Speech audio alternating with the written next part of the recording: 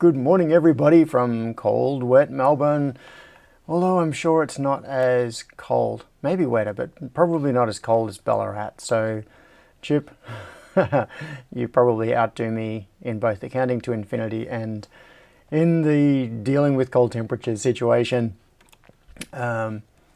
I acknowledge the traditional owners of this land, the Whadjuk Noongar peoples. I pay my respects to the elders, past and present, and to Aboriginal elders and peoples from other communities who may be taking part in this live stream today. And on that subject, yes, there is a referendum coming up, and I personally will be voting yes. So, I don't want to get too much into political things, but this is an important subject, and everybody outside Australia will have no idea what I'm talking about. People inside Australia, probably half of them, will have no idea what I'm talking about, but it's about an upcoming referendum to determine whether there should be a formal voice given to the Aboriginal people of Australia, which is basically the minimum we could possibly be doing. Good morning. I need to cough already, but I won't. So, good morning to Chip. Some call it fun. Sion is here. Keith H is here. Keith Barbecue H. Imi is here. Sharky, David, Stephen, Russell, Cable Tie is here. Mad Techie, good morning. Good morning. I hope you're all having a great time. And a good weekend. So, maybe I will talk more about that referendum thing in another time, but I need to look more into the situation. I don't have enough information to really be able to say very much, other than the fact that what I've already said. So, sorry, I've just got to quit out of that thing that is up on my computer. Gavin's here, Cassio, Celtic Beast is here. Right, now, there are a couple of things that I wanted to cover today. And I'm going to jump straight into a thing that I raised on Discord a day or two ago. I also want to give you a quick update on the clean room, because there has been rapid progress over the last week. If you saw it at the barbecue a few weeks ago, it looks nothing like that now. It's totally different. Just before this, come on, Dropbox, you can do it. Just before going live on the stream, I walked around and took a couple of short videos, just, panning around, showing what it looks like now. And I'm trying to sync them off my phone so that I can show them to you. But, Dropbox keeps saying unable to sync. Come on, you can do it. Alright, maybe I can do it a different way. I'm going to try pulling up the Photos program on... Oh no, what's new in Photos? I never use Photos on my Mac. So it probably hasn't been synced in years. Which means that if I open it now, it's going to take a long time to sync. But anyway, okay. I'm just going to leave this open. Hopefully it'll sort itself out and I can come back to you. Sion says, wait, what? I missed the barbecue. When was that? That was a few weeks ago. But don't worry, Sion, there's going to be another one. In fact, I really want to make them regular. Keith H very, very generously donated a barbecue to the cause of getting us all together socially, face to face, like real people, and talking. And so a few weeks ago, got some sausages and various odds and ends. Oh, g'day Tassie. And now I understand what the 8 feels like 3 is. 8 degrees feels like 3 degrees in Kilmore. That's cold, Philip. So, okay. This is getting slightly off the topic, but it is timely. I really enjoyed it. It was really good having people coming over, and they could get to see the state of the lab, where it was up to, meet face to face, have chats about things. A couple of people brought along some odds and ends for show and tell, which wasn't done as like a general show everybody thing. It was just like a personal, hey, have a look at this sort of thing. including some Dick Smith Funway books and kits, and so that was really cool. So my general idea is I want to do a barbecue maybe once a month.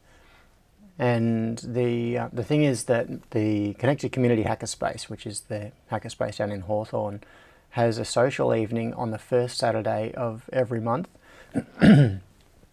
And my original idea had been that I would do a barbecue on the first Sunday of the month, just because it's easy to remember, and my brain has trouble with anything more complicated than that. But the problem is that if there is a social evening on Saturday night and then a barbecue the next day on the Sunday, it's kind of a bit too much of a conflict. So what I was thinking of doing was making it so that there is a standing arrangement that there is a barbecue at my factory, say every second Sunday of the month or every third Sunday of the month. I'm leaning towards every second, basically because it means the next one comes up a week sooner and I don't want to have to wait too long to do the next one. So I'll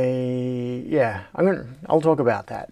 I'll give details of that sort of thing when the time comes closer, but I am really leaning towards second Sunday of the month, 12:30, barbecue, my place. Be there. You're all invited. And anyway, oh, you're doing a barbecue right now, Russell. Where are you? Imogen said, how wild are these Hackerspace social nights? I think they only started reasonably recently.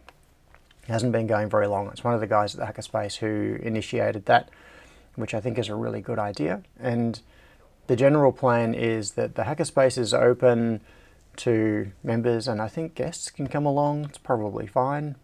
I don't speak for the Hackerspace though. And then you can just hang around and chat. And I think the idea was to put on a movie or something.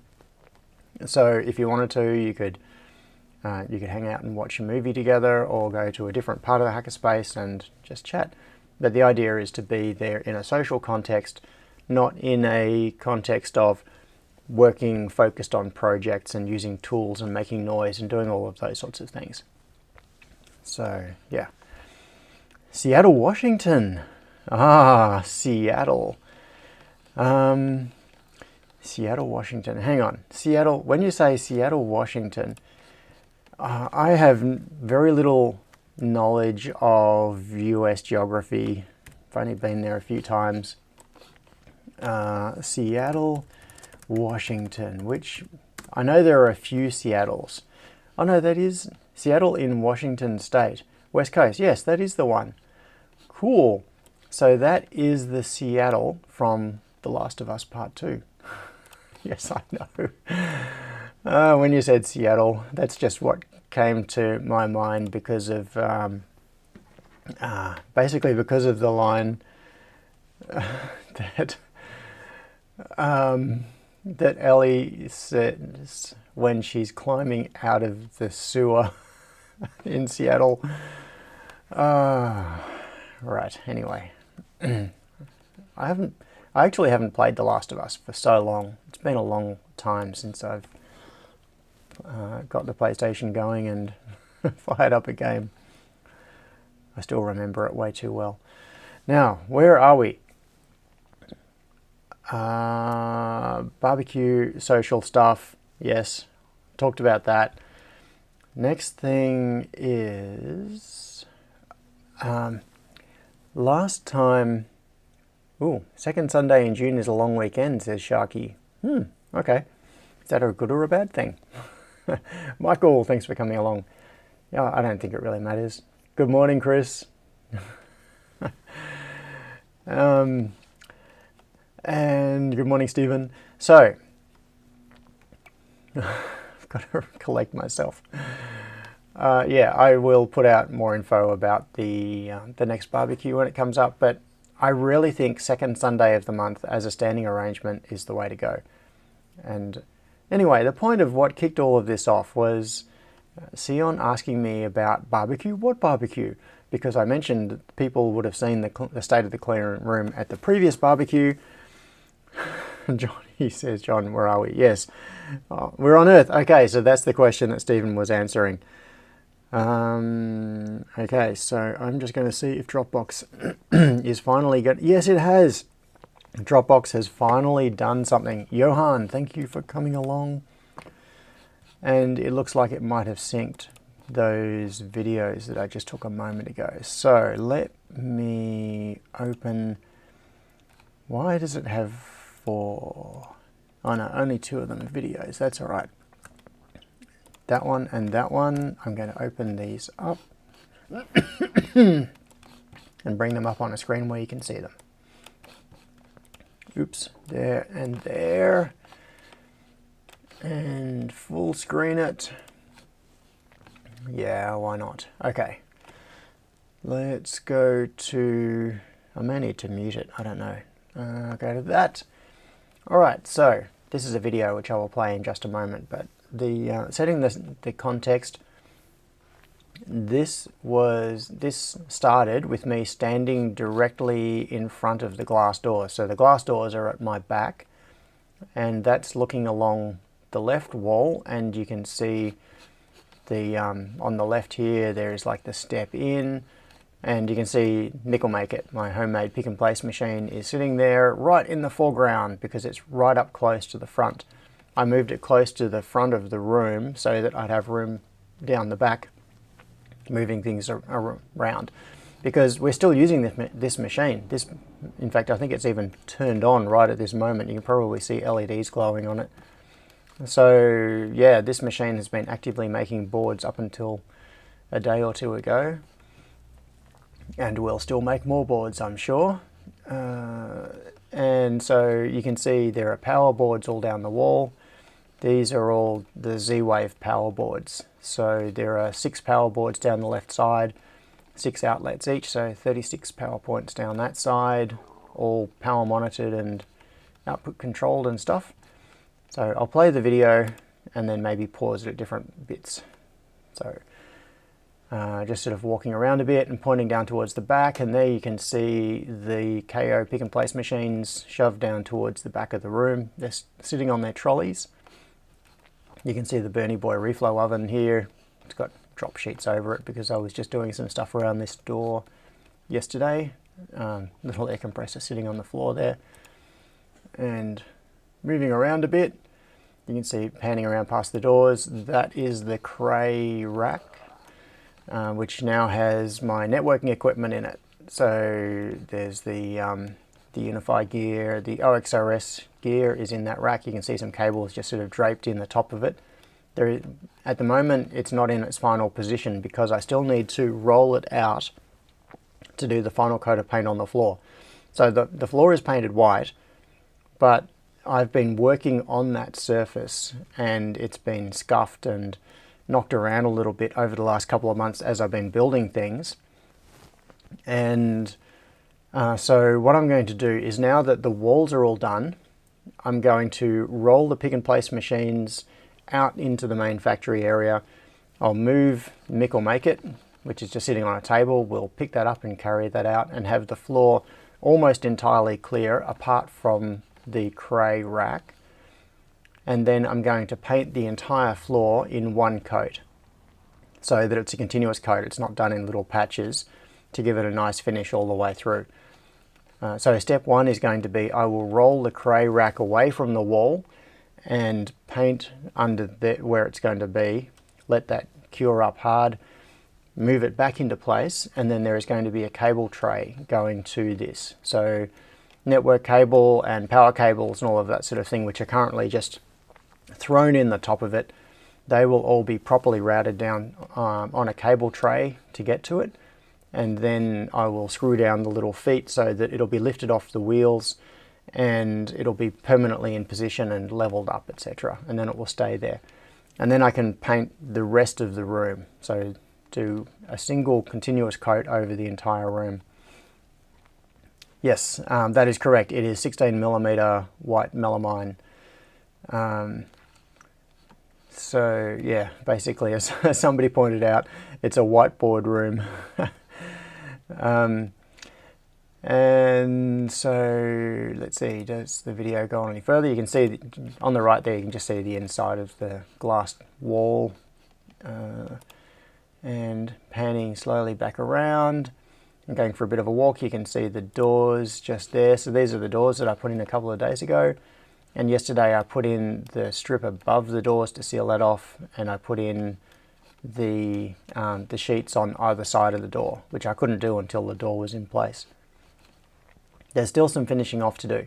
It needs angle trim going up around here to join the architrave to the walls.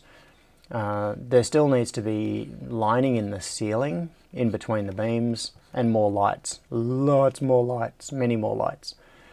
But yeah, the basic structure is now looking pretty good. So walking down towards the back a little bit and turning around, just showing the doors. So that's pretty cool. You can see, oops, you can see through there. If you look through the doors, you can see a bit of a mess. You can see the racking in outside there where all of the Freetronics and Superhouse products are sitting in those little boxes on the shelves. So the other video, so I'll close that one off. And this other video, I took another one from the other end of the room just to give the opposite perspective. So this was standing down next to the pick and place machines. Oh, David said, are the beams going to stay visible? The cross beams are the ones that are painted white. I'll show you, if we get a view on this video, I'll show you what I mean. Okay, oh, there we go. You can just see it at the top there. So these beams that come across here, the white ones, they were orange. Those are the Dexian pallet racking beams. And then above that, you can just see that there are purlins. So there are beams running across the room, and then there are more beams running the length of the room. So these are steel box section, which runs all the way along. So it's two cross beams and then longitudinal beams. And then the floor for the mezzanine sits on top of that. So there are these two layers of beams. Well, beams and purlins technically, I think technically. And what I'm going to do is attach a lining to the bottom of the purlins. So what you'll see, I wonder if I can zoom in here. No, I can't zoom on the video.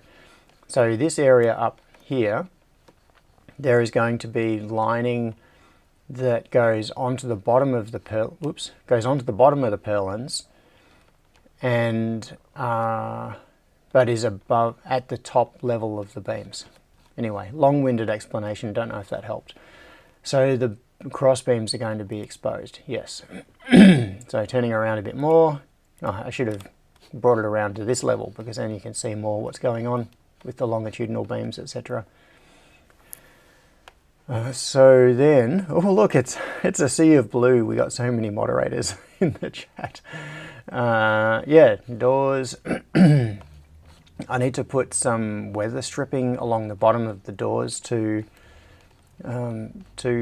seal those up a bit better as well, so that once there is positive pressure in this room, it'll be basically it'll be filtered positive pressure air inside the room, and then it'll be blowing out through any gaps and cracks and things that it finds.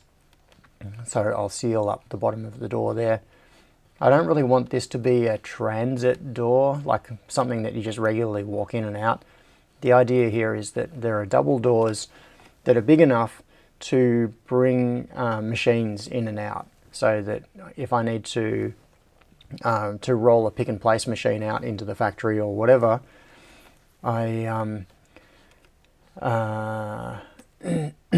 I can open both double doors and have good access.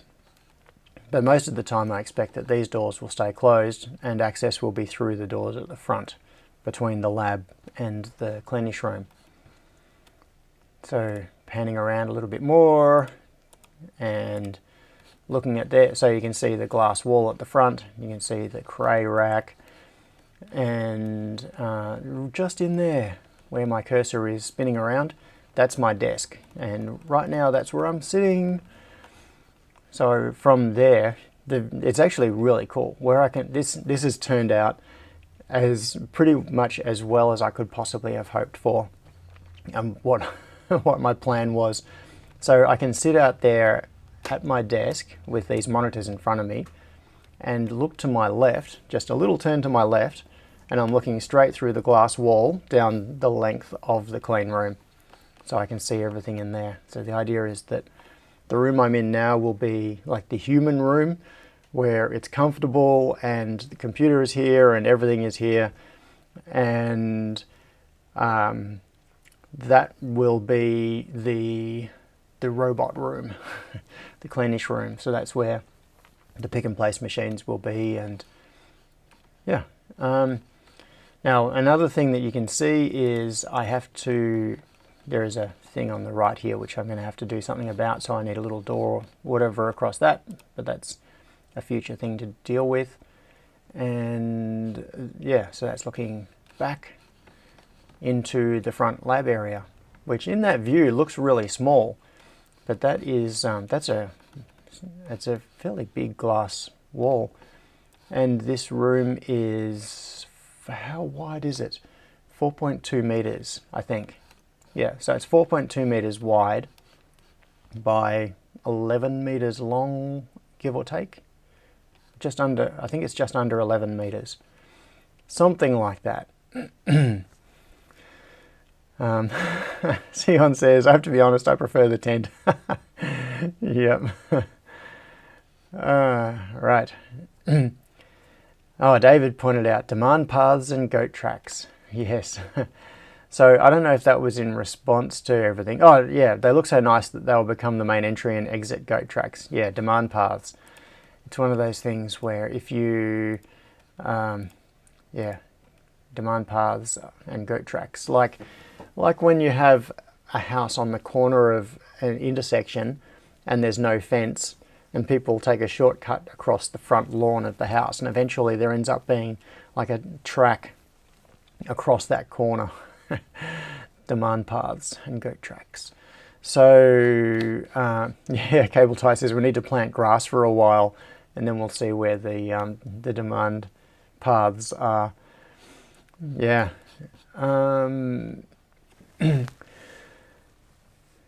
Yeah, well, Sion says, well, thanks, Sion. No, seriously, this looks amazing and a great size space, and it looks to be quite workable. Yeah, so my main concern is about the length, because at the moment, like if I pan to the left a little bit here, there's the Bernie boy right there, the reflow oven. So this is my 33-year-old second-hand reflow oven, and it's not very long. It's I'm trying to remember the numbers, but it's like 1.7 meters long, maybe, yeah, give or take, 1.7 meters. But to do, I think this is going to be my biggest limitation. To get really good results, you really have to step up to the level that Sion has gone with his reflow oven. And by the time you get into that sort of class of oven, you're talking about 3+ meters of length, like 3.5 meters, 3.6 meters, that sort of size oven. Reflow ovens can be really long. So, oh, Dion, you missed the start, but that's okay. You're here now. So, yeah, reflow ovens can be really long. And I can imagine that even though this oven has been a bargain, like how much did I pay for it? Was it $200? Something like that. It was either $200 or $300, plus some messing around to get it all working again. So this reflow oven, it was a fantastic buy, and it'll do me for a little bit. It's certainly better than the Draw, the T962 C, yeah, 962C reflow oven in terms of throughput. But I can just imagine that sometime down the track, I'm going to need to go to like a proper modern reflow oven.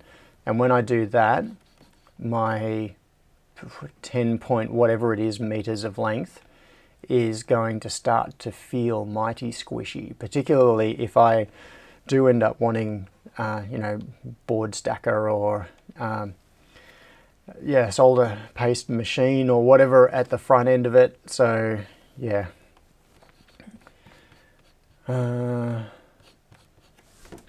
Yes, but that's just the way it is. Oh, Dion says, sorry, what happened to the blue one? That is the blue one. I painted it.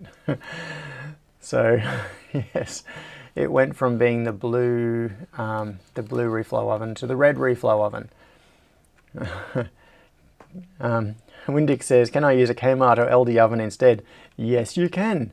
And that is what I've been doing.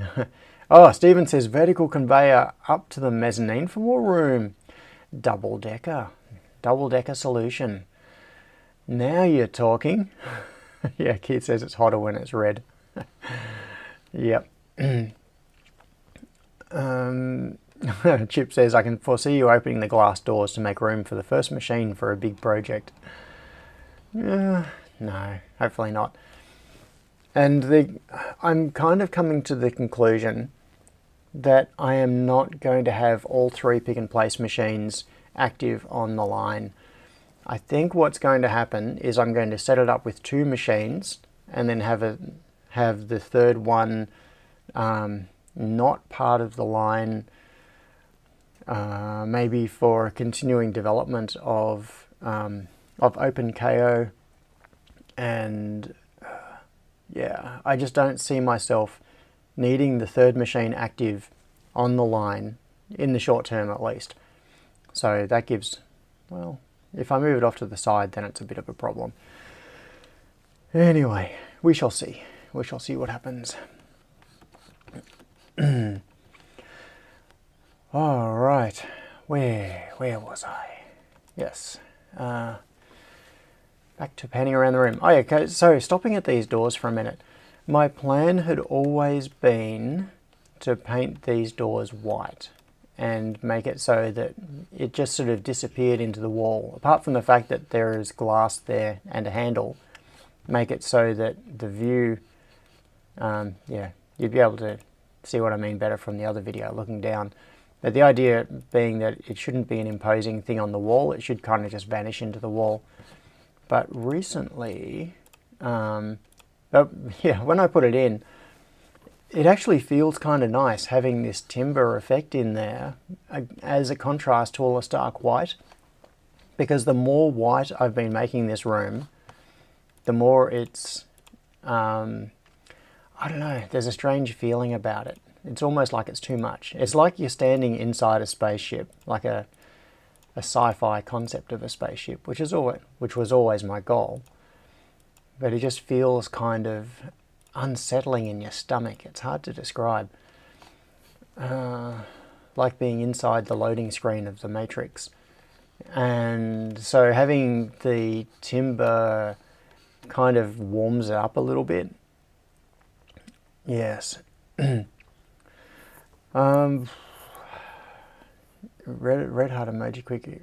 Oh, okay. Sorry, I just saw something in the chat. Doesn't matter. And yeah, Jonathan Kubrick. Yeah. Yes, both Chip and David said the same thing. Getting an end of 2001: A Space Odyssey vibe. Yeah. I'll go back to that other video because that one. What I'm getting to here is I want to show you a photo. Was it this one? Yeah, I want to show you a photo of some blue paint on some metalwork that I just painted a couple of days ago. Because, yeah, so if I get back to this view, so this is looking down the clean room. There still needs to be a lot more light, as you can see. There are shadows. Shadows are bad. But you can see that it's kind of imposing on the right. And by painting the frame of it all white, painting the doors white, it would sort of disappear a little bit.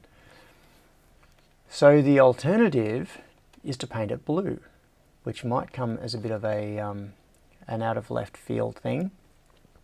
But you can see, well, you can see some blue there on the compressor. There's a little bit of blue down here on that 3D printed thing on the pick and place machine. You can see some more blue across there to the right. which kind of ties into the Superhouse logo theme as well. In fact, if you look up in the top right corner of the stream, you can see the Superhouse logo. I'll move it so that it's maybe got some lighter color behind it.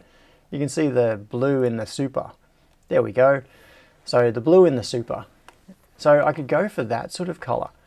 Now, if I pull up another photo, is it this one? Yes. Now, colors don't really come across fantastically well in photos. Hang on, I've got to de-full screen this in order to bring this one up. Now, this is another thing I was wanting to show you. This is working on the frame for the stairs going up to the mezzanine.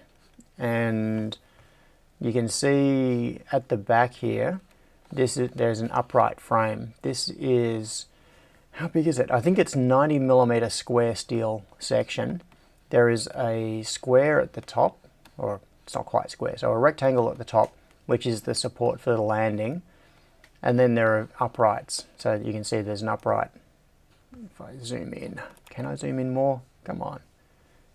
Zoom, zoom, there we go. So there's one of the uprights just there. There's another upright over here on the right. And then there is this frame. These stair frames are not currently fixed in position. They are held on with these clamps. So basically this is clamped onto this frame. It's not bolted in place or anything yet because I was just getting it there to get an idea of how it was all going to fit together. The main frame, the uprights and everything, this is all dyno bolted to the concrete. This is all welded. This is rock solid. You couldn't budge that. So that is really strong now. But the supports for the steps themselves are just sitting there. They're leaning against the frame and then clamps around to stop them sliding around, just for safety. So yeah, you can see there's a dyno bolt through the metal plate just there. There's a dyno bolt through the metal plate going into the floor, and there's another dyno bolt over here. Everything is bolted down, rock solid. So, and over on the left there, you can see part of the block and tackle that I was using to lift these sheets into place. So I was maneuvering the big wall sheets into place and then hooking this underneath them and winching them up onto the wall so that I could then screw them in. Because they're heavy. These big ones, as someone worked out last night, was it Clifford? Last week, someone worked out that these large sheets are 96 kilos. So getting them into position and screwing them on while they were up off the ground was not easy. So my point is, this blue, which I painted this, it's a bit hard to see in this photo, and also it's a bit dark out there in that part of the factory. This blue looks so good. It's come up, it looks like a big lolly. It makes me want to lick it. It's so nice. So what I was thinking was using this blue as the color for all of the metalwork, like the frame. So I'm going to need to make steel frames for the pick and place machines to sit on. So they need bases. At the moment they're sitting on those trolleys down near the ground. They're actually meant to be elevated quite a bit higher than they are now, so that the conveyor belt will align with the reflow oven. So I need to bring all of the machines to the same height so the conveyor belts match. It needs to be at a standard height. So they need to come up a lot. Like they've got to come up 800 mil or something above their current position. Maybe not quite that much, I can't remember. Point is, I need to build steel frames for all of those machines to sit on, and I'm going to paint those frames in this blue color. I'm going to use this, and also in the mechanical part of the factory, I'm going to paint all the bench frames and things in this blue. So that's going to be like the accent color that I will consistently have for mechanical stuff throughout the factory, unless it's special purpose, in which case it'll be some other color, like air receiver and those sorts of things. They'll probably be some different color. I don't know. So this blue, which you really can't get a good you can't get a good sense of just looking at in this photo with all the shadow and everything on it. This is like a quite intense version of the Superhouse logo, the blue from the Superhouse logo. And in real life, it looks so good. So if we go back to here, that is what I was thinking of doing for the doors. So options are leave it as timber, paint it white, in which case it would mostly disappear, or paint it in that deep blue so that it's more like a strong thing. And I don't know. I'm still leaning towards white, and then have the blue elsewhere, like all of the framework for the pick and place machines, make that blue, and yeah, just to introduce more color into it. Or the alternative is grey, like see the grey rack over here? This is like a dark, like a battleship grey or something. I could do the doors in that same grey. So anyway, I'm sure people will have opinions. Johnny says mod blue. Chip says, what about the softer blue in the logo? Yeah, I don't know. I'm not sure about that. Incognito says, how about a bright yellow? throwing it out there. Okay, how do I do a poll? A YouTube poll. Community moderation, participants, toggle timestamps. Oh no, I've got to do it in the community, I think. Or do I, hang on, plus, engage with your audience. What is the plus? Oh, start a poll. Here we go. I am going to start a poll. Ask a question. Here we go. What color should I paint the clean room doors?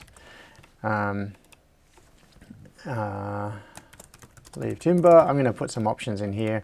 Leave timber, white, blue. I'm going to put in yellow just for the hell of it. So leave timber, white, blue, yellow. What other options do we want in our poll? RGB version, please. Okay, Keith said RGB version. I'm going to get to that because there is a whole illumination option here as well, which is going to happen. Okay. I'm going to put this poll up and then I'm going to talk about that because that may influence the poll responses. Oh, and grey. Thanks, Ecognito. That is the other one. Oops, hang on. I just clicked on it. Hang on. Sorry. Can I edit the poll? End poll. I'm going to end that one. I've ended that poll. I'm going to do a new one. Sorry, because I clicked. Someone selected leave timber, and I what color should I paint the clean room? And I realized that I should have. I clicked add poll instead of add item to the poll. So leave timber. There is Sharky. That was you. Okay. White, blue, yellow. Oh no, I can't. I know why. It's because I run out of options. I couldn't actually do that another one. So I can only have up to 4 options. I'm going to leave yellow off. Sorry. Here we go. The poll is going live right now. So Sharky, you can re-vote for leave timber if you like. Yes, Cable Tie made a very good point. So this is calling back to that thing I said just a minute ago. Now, in my head, right at the start of this, when I was thinking of making this a positive pressure clean room, what I had in mind was a sensor.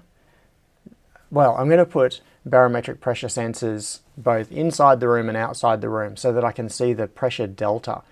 And the idea is that there should always be a slightly higher pressure inside the room than outside, so that if there are gaps or that someone opens the door or whatever, dust will tend to go out of the room, be blown out of it, instead of drifting into it with air currents and those sorts of things. Now, what I wanted to do was have a dramatic visual representation of things like when the door is open. So I was thinking of having RGB LED strips around the door and have it green, for example, in a normal situation, and then you open the door and have it all go red. So it's like depressurization warning. And yes, I know this is all just like hand wavy, what is it, stagecraft. It's just staging and making it seem really dramatic, totally unnecessarily. But hey, I'm having fun with this. I want to make it look dramatic. So there are a couple of ways to achieve that. One is RGB LED strips around the door frame. Another is with, say, LED panels mounted on the ceiling, which when they turn on, they would illuminate below them. So like make the floor and that whole area go red. But I want some representation. You know, what it reminds me of is there is a rule in sci-fi robots gone evil movies that robots have to have blue lights on them somewhere, like their eyes should be blue, and then when they go into evil mode they go red. It's that sort of thing. I think the Will Smith version of iRobot did that, but you see it all the time in sci-fi. It's like the robot has turned into kill mode and therefore its eyes turn red. So what I want to have it is so that when the door opens, it goes red, partly as a warning to say, quick, close the door, just to give that feeling of don't leave the door open, there's something wrong, you've got to close it again. And then when you close it and then the pressure differential goes above a certain point again, then bing, it goes green. So yeah. Yeah, Chip says, but the RGB LEDs need to be invisible, deferred lighting. That's right, so reflected. And this comes back to the point that Cable Tie made earlier, and Keith H was talking about as well, with making it, yeah, it was Keith H who did the thing, said something about RGB illumination. Yeah, Keith H says charcoal. So Scott says purple. David says black. Black was actually one of my options as well, because my original plan, so the frames of the glass, the doors at the front, not that you can see them in this video. Oh yes, you can. So you can see here, these are black frames at the front. So I had actually considered, early on I was thinking I would just make this door black as well. And that is certainly a good option, but the idea with making it black on the front is so that when you're standing in the lab area at the front and looking into the cleanish room, I want that frame to vanish. I don't want you to even notice that it's there, and just to see the thing that's beyond it. So that's why I made it black. I just wanted it to have no character or identity, or not imposing itself into your field of vision in any way that your brain registers, so you don't even notice it. So yeah, and I had thought of doing this one black as well. I just paint this door black, but the thing is that it's different. You're not looking past it, you're looking at it. And therefore, this being black would register on your brain a lot more strongly. I don't know if I'm explaining myself. Right. Scott says, fly Austin down for a week to do RGBW lighting for the whole room. Yeah.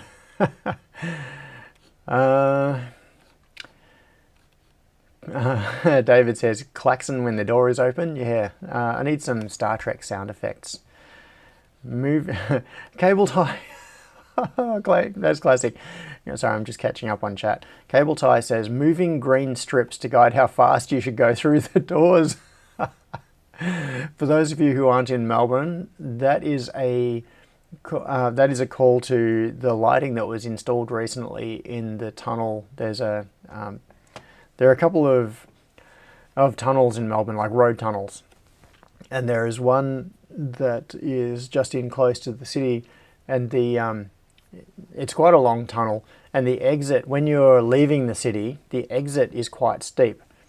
And so what would happen is that people would drive through the tunnel, and then as you start going up the incline on the exit side, people wouldn't adjust their throttle, so the cars would slow down, and there ended up being a traffic backing up on the exit because everybody was just driving slowly up the exit when they really didn't need to, because they'd lost perspective of speed because they've been in a tunnel for the last 2 or 3 minutes and don't know how fast they're going, don't really have a feeling for it, even though the speed I was saying it. So they have these green LED lights that move down the tunnel at the speed you should be traveling at, as a way of psychologically drawing you along and making you accelerate to keep up with the lights. Celtic. Oh, Celtic has the ultimate defer it solution. Paint it chroma key green and fix it in post. That's awesome. And Johnny just gifted 5 memberships. That is so generous. So who got them? David, Keith, Sharky, Simon and Gavin all got memberships. Thank you very much for donating those memberships, Johnny. That's really cool. Cable Tie says the company I work for makes the LED controllers that we used. Oh, very cool.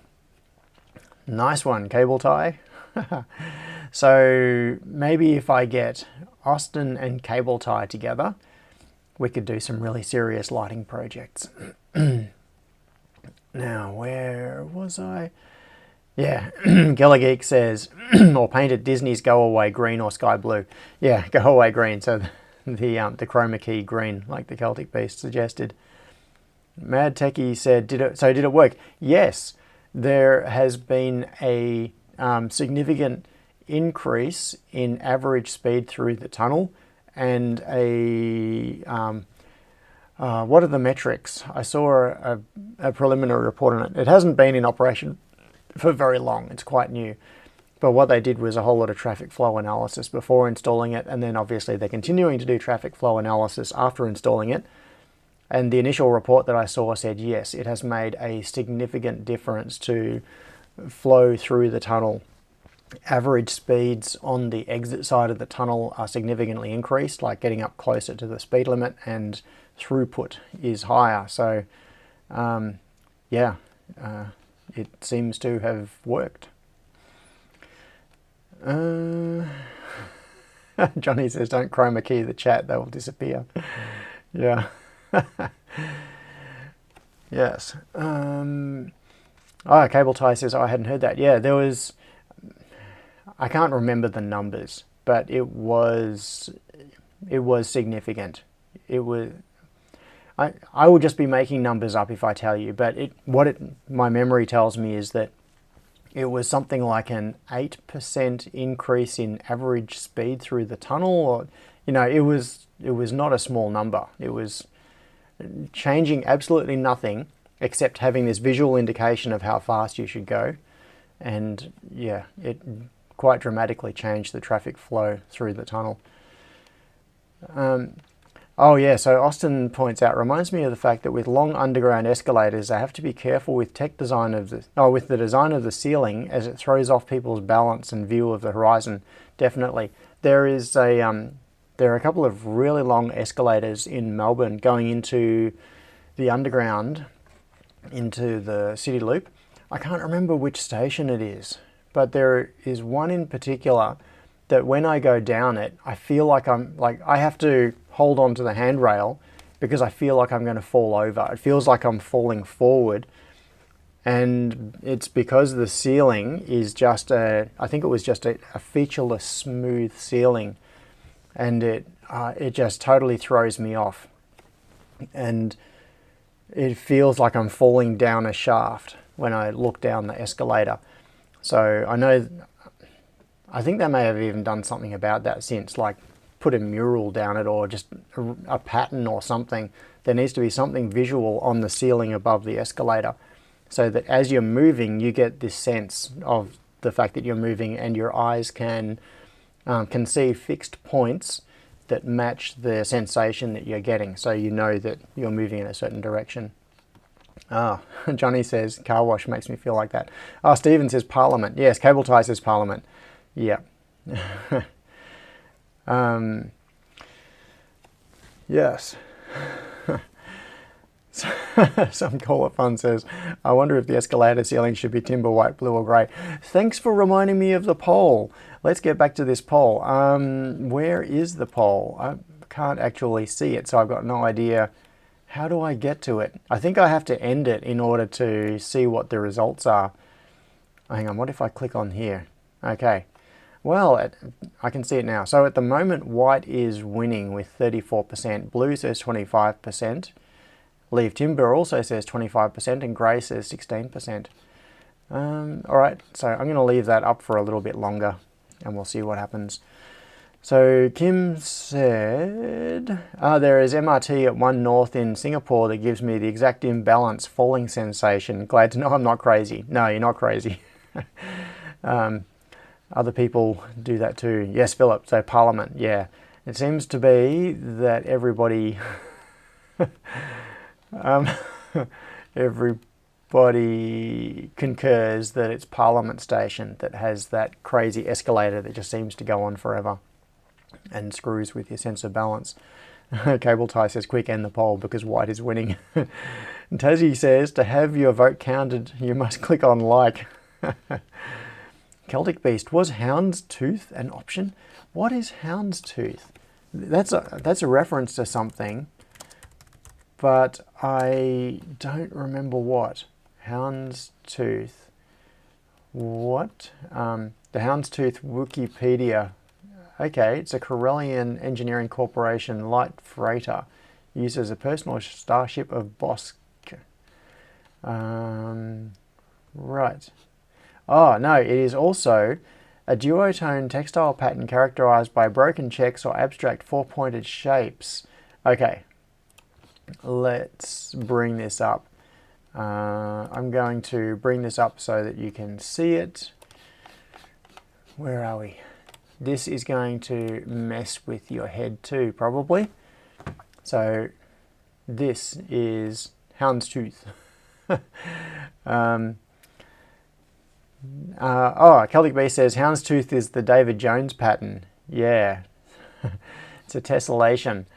Right, yes, that does mess with your brain. Okay, are these pinkish red things moving towards the top left? Like, is that like a spaceship moving towards the top left? Or are the white things the solid thing against a dark background? What does your brain say it is?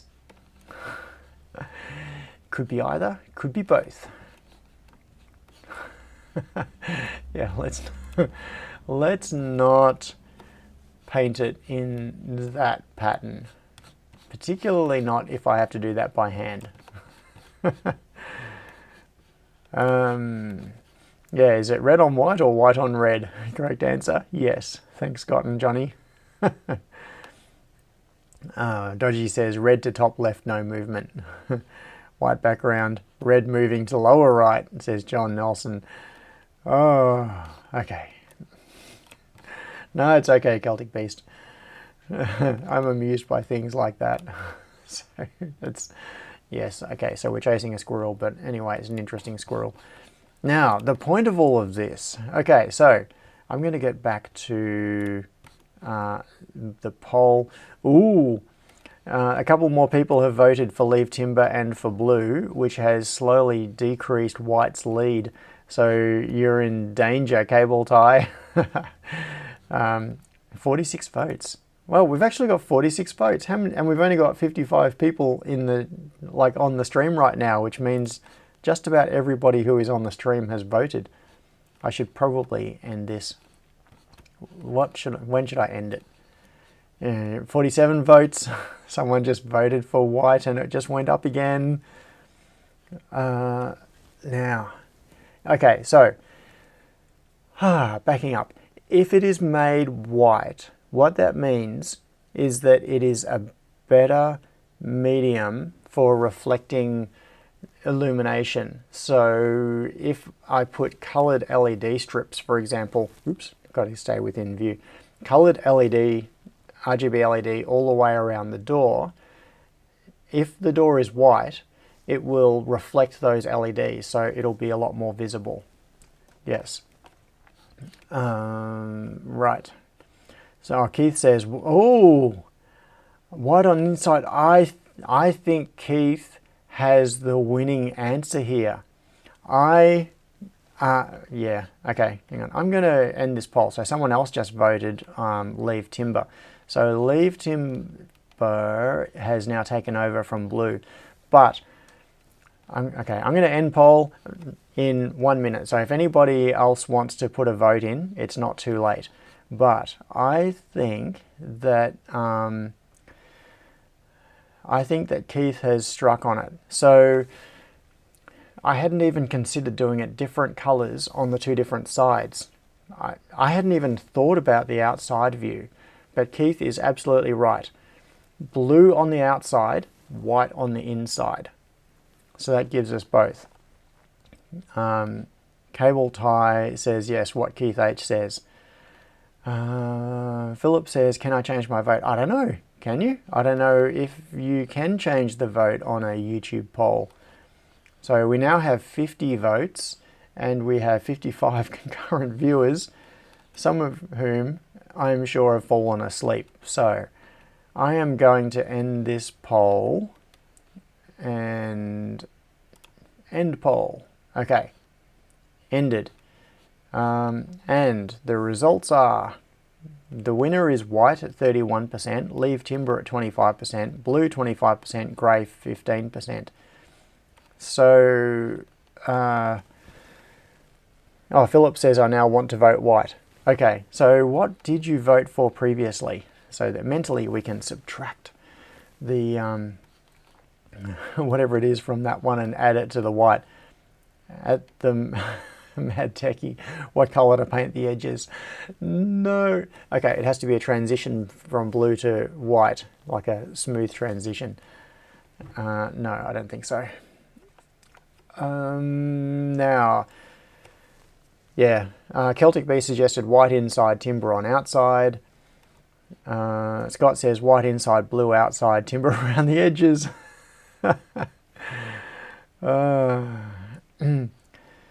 Celtic Beast says 50 on red. 50 on red. Keith H says we can all win, leave timber on the frame bits you can't reach. Yeah, then everybody is a winner except for grey. Oh, Philip voted for timber originally. Oh, Stephen said light grey, not white, so it doesn't seem too clinical. Kind of the point is to make this clinical. I said earlier that I have kind of an unsettled feeling in my stomach when I'm inside the room, and I'm not entirely sure that's a bad thing, because the idea is that I'm not making it a human space. I'm making it a slap in your face space. The idea is that when you're standing on the outside, hang on, I'm going to find I'm going to go back in my camera roll and find a picture, because I took a picture a couple of evenings ago looking from outside this one, okay. So this picture, I'm going to make myself disappear here because you don't need to be looking at me. This is a picture from standing inside the lab looking through the glass wall, and the lights are off in the lab. So this is standing in sort of subdued lighting into the illuminated room behind. And at this point, as you can see, I hadn't yet put the panel on the wall there. I hadn't done the panel down here or along the bottom there. So this is not its complete state. It's more complete than this now, but it does give you an idea. And the point of this, if I can zoom, can I zoom? Come on, zoom. No. The point of this is to be dramatic and have high visual impact. It's not a place to spend your entire day sitting in there and be warm and comfortable and surrounded by greenery and all those sorts of humanizing things. So, but I do get your point. The making it a very pale grey would be an option as well, as an alternative to white. So it would still reflect some colour, but not be as stark.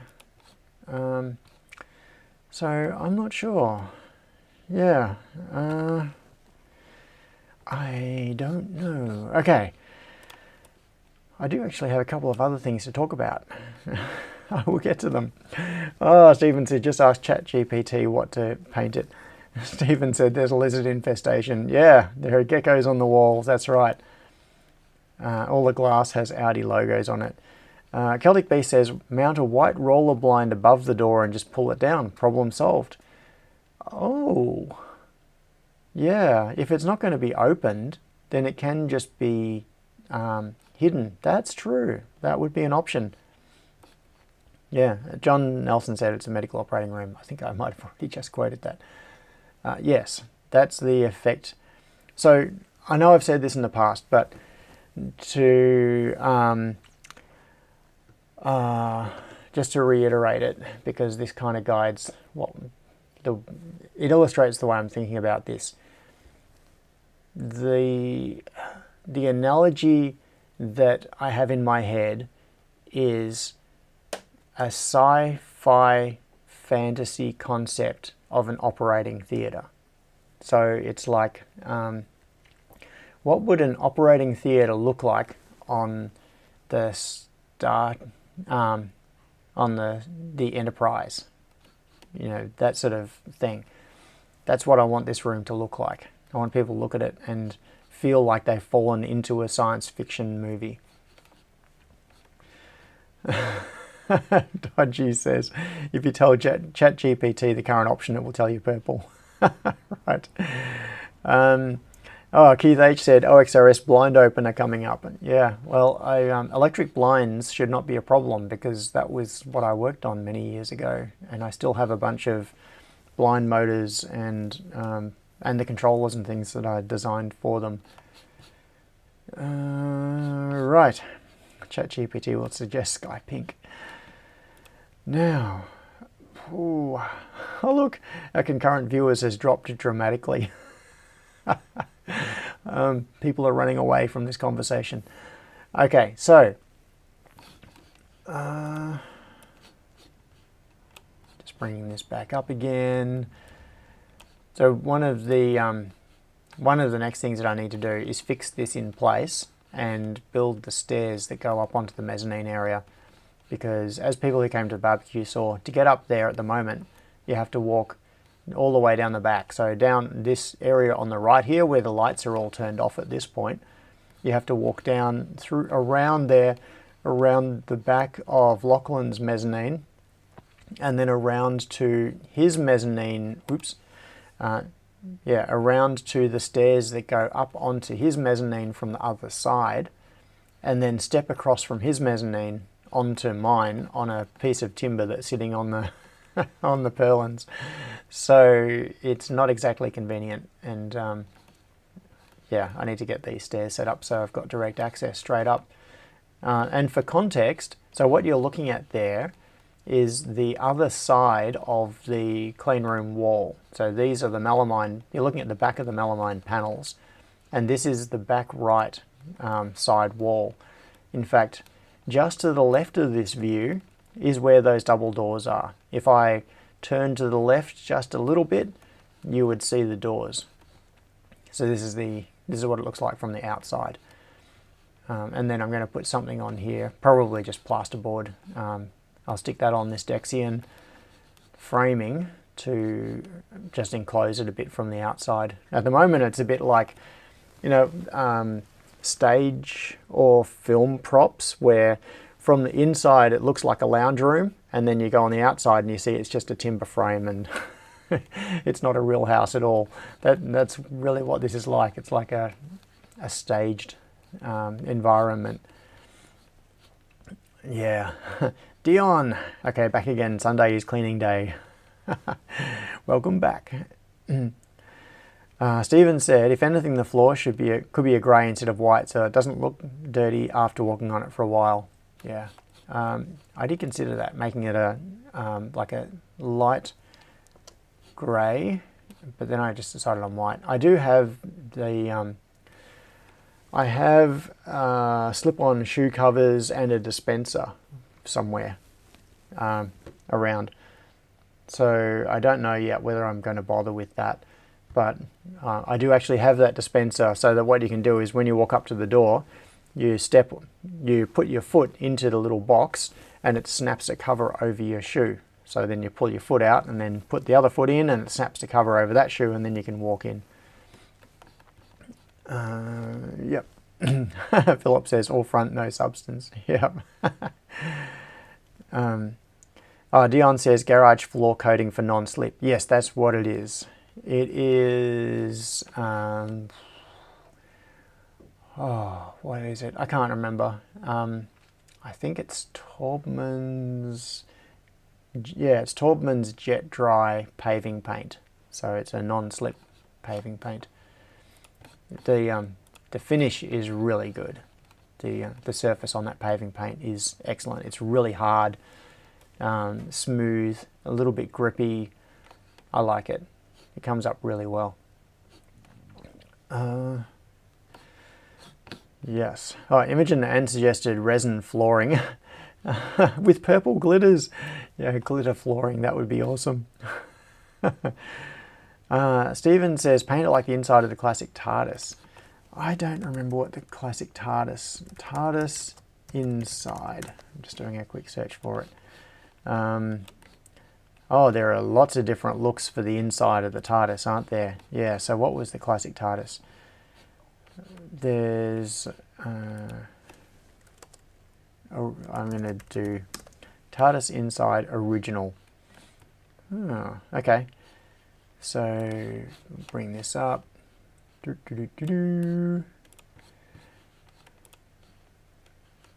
Yeah, this was in black and white anyway, but yeah. I can make it look like that. Oh, colour's changed. Okay, now I'm going to work my way onto a slightly different topic. Yeah, classic TARDIS was circles. Yep, thanks Dodgy. Scott says, imagine completely covering a floor with RGB LEDs and then a centimetre thick translucent epoxy layer. Oh, that would look so good.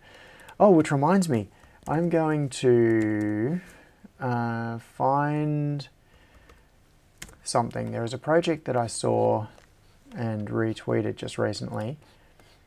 This is, hang on, I'm going to find a video and bring it up onto, how do I get this out?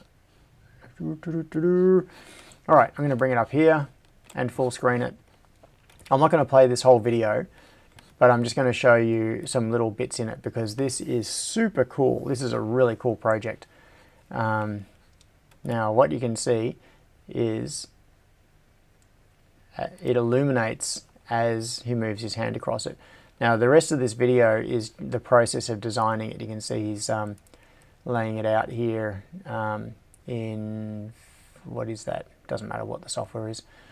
So he's CNC machined a guide and then put blue resin in it. So he's made this hexagon pattern of resin and then routers off the back of it to expose it, and you can see through there that the light comes through and it's now got all of these hexagons of timber, and yeah, the light comes through the blue. It looks amazing. So then he's designed these, and this is a ring of LEDs, and this is a proximity sensor, like a touch sensor. So there's a ring of metal going to a touch sensor chip on here. These are probably off-the-shelf modules, that's my guess. I don't know if these were custom or not. So the idea is that when you put your hand near the sensor, it turns on the LEDs.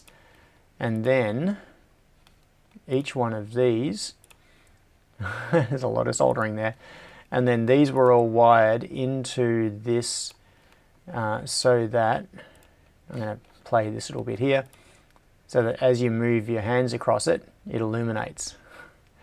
Super cool project. Lots and lots of work went into this, but the result looks amazing.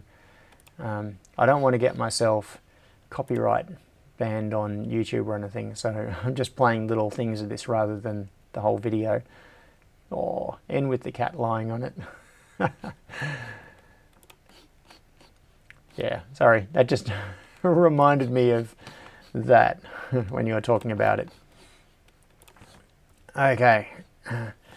Celtic B said, some of Melbourne's bike lanes had LEDs embedded in the lines to prevent collisions. Yeah. So, hey, sorry, I've been missing the chat. Clean room said, your clean room, Celtic Beast, sorry, said, clean room is missing a chocolate fountain. I am missing a chocolate fountain. Definitely. Cable Tie says you have to wear the flares to match. Right.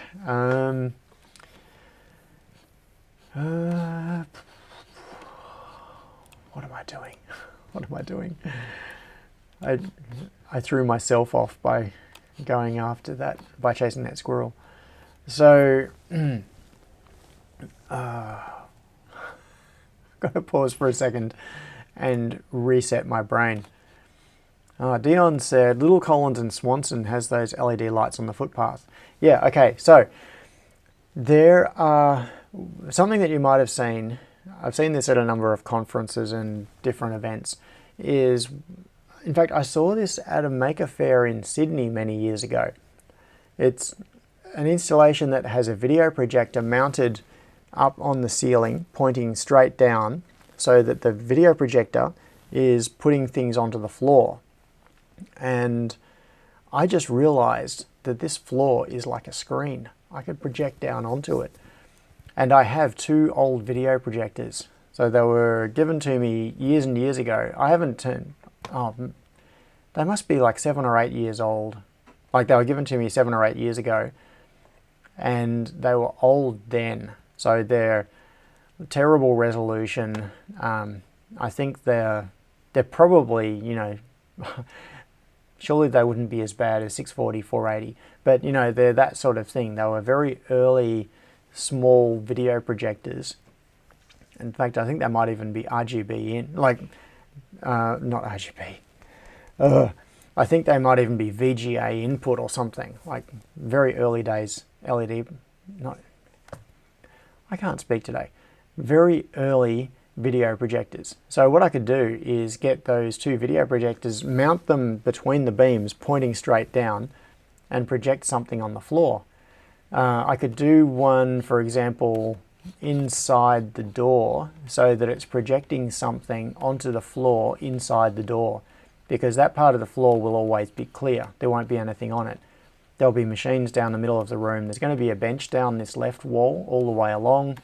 There'll probably be shelves on this right wall for storage of reels and things. So, yeah, there'll be two aisles, like an aisle down each side of the machines, and then there will be an open area in front of each of the doors. So what I could do is put one video projector mounted on the ceiling inside each door, pointing straight down. John says project geckos on the floor. Yes. Scott says cheap USB video projectors, different Superhouse video on every wall section too. Yeah, cheap USB. How much are video projectors? I haven't even.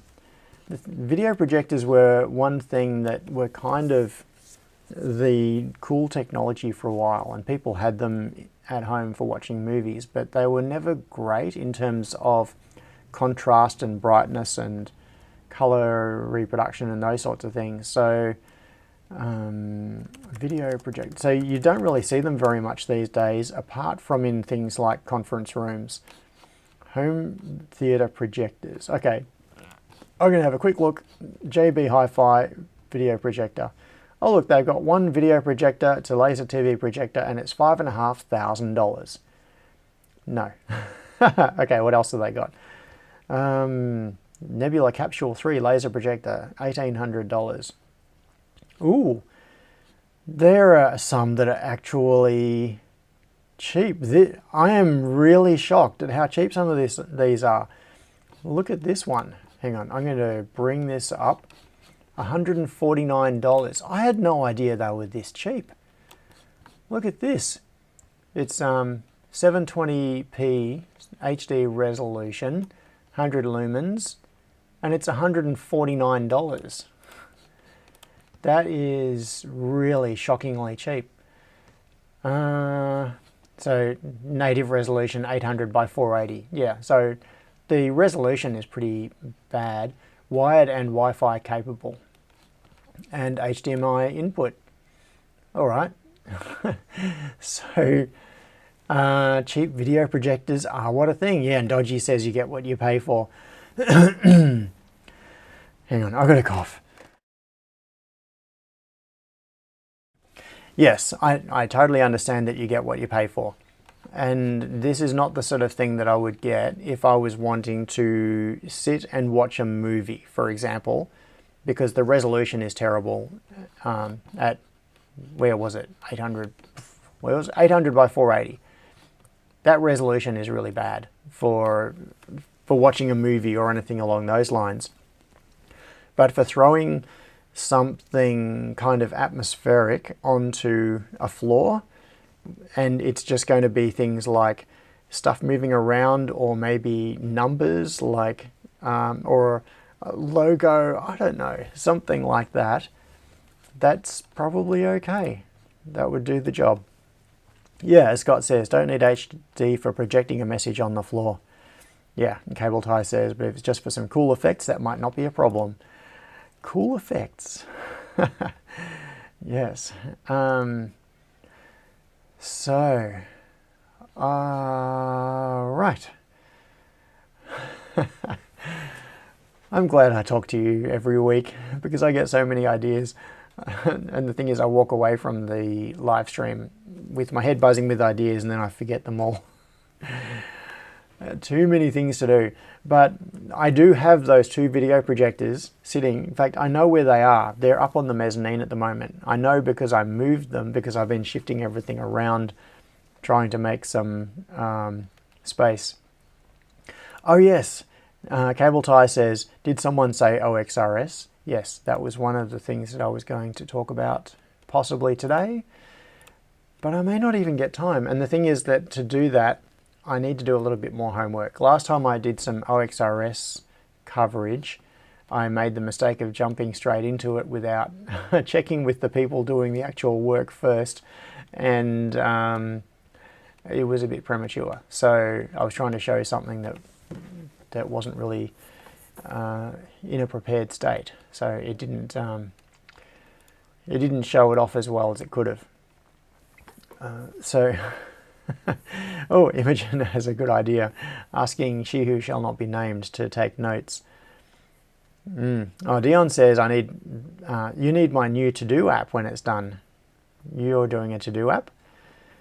Right, and Dodgy says, cost of running needs to be factored in. Was looking the other day, they use more power than a big TV. Yeah, I think they do. I think that's because they need such an intense light source in order to project across a big area that they do draw a bit of power. And sometimes they have fans in them that can be annoying. So yeah, there are drawbacks to projectors, but I think for this application, oh, just having a look at the back of it, it's got dual HDMI, dual inputs, that's nice. There's an SD card slot, so presumably you could play a video or something off it, which means I could make it stand alone. I could prepare a video, just stick it on an SD card and power it up and have it play perhaps. There's USB, there's DC, and this looks like audio connections on the back here. So yeah, oh, what is that? Is that a VGA connection? Certainly looks like it. and etc, etc, etc. Stock images of people enjoying movies. And so Amy says, hey, Dion, Chapman takes notes. Lol. All right. Yes, so Austin said, yes, quite a bit of stuff going on with OXRS, and I've got more PCBs and live streams coming soon. Yes, so there has been quite a bit to do going on with OXRS, but the thing is that because I haven't prepared anything to show, I haven't looked into it, I might misrepresent things and screw things up. So I want to have a quick look before I talk about it live. Last night, Ben pointed out to me that, hang on, I'm going to take that off because I'm about to open Discord. Last night, Ben messaged me about some things that have been done in the OXRS Discord, and I've got to be careful about how I do this because I'm trying not to dox anyone and reveal chat. So I'm going to keep jumping around between views of and things like this. So this is a picture that Ben just sent me. So you'd possibly know Ben as Sumner Boy in chat and in Discord and things like that. And this is an OXRS touchscreen panel. So you can see that it's got downlight control, so up and down, pendant control, up and down. There's a pantry light, there's a coffee machine. It says ready 17 minutes ago. Whoa, that sounds good. Heating control, there's temperature, so you can see heating is in auto.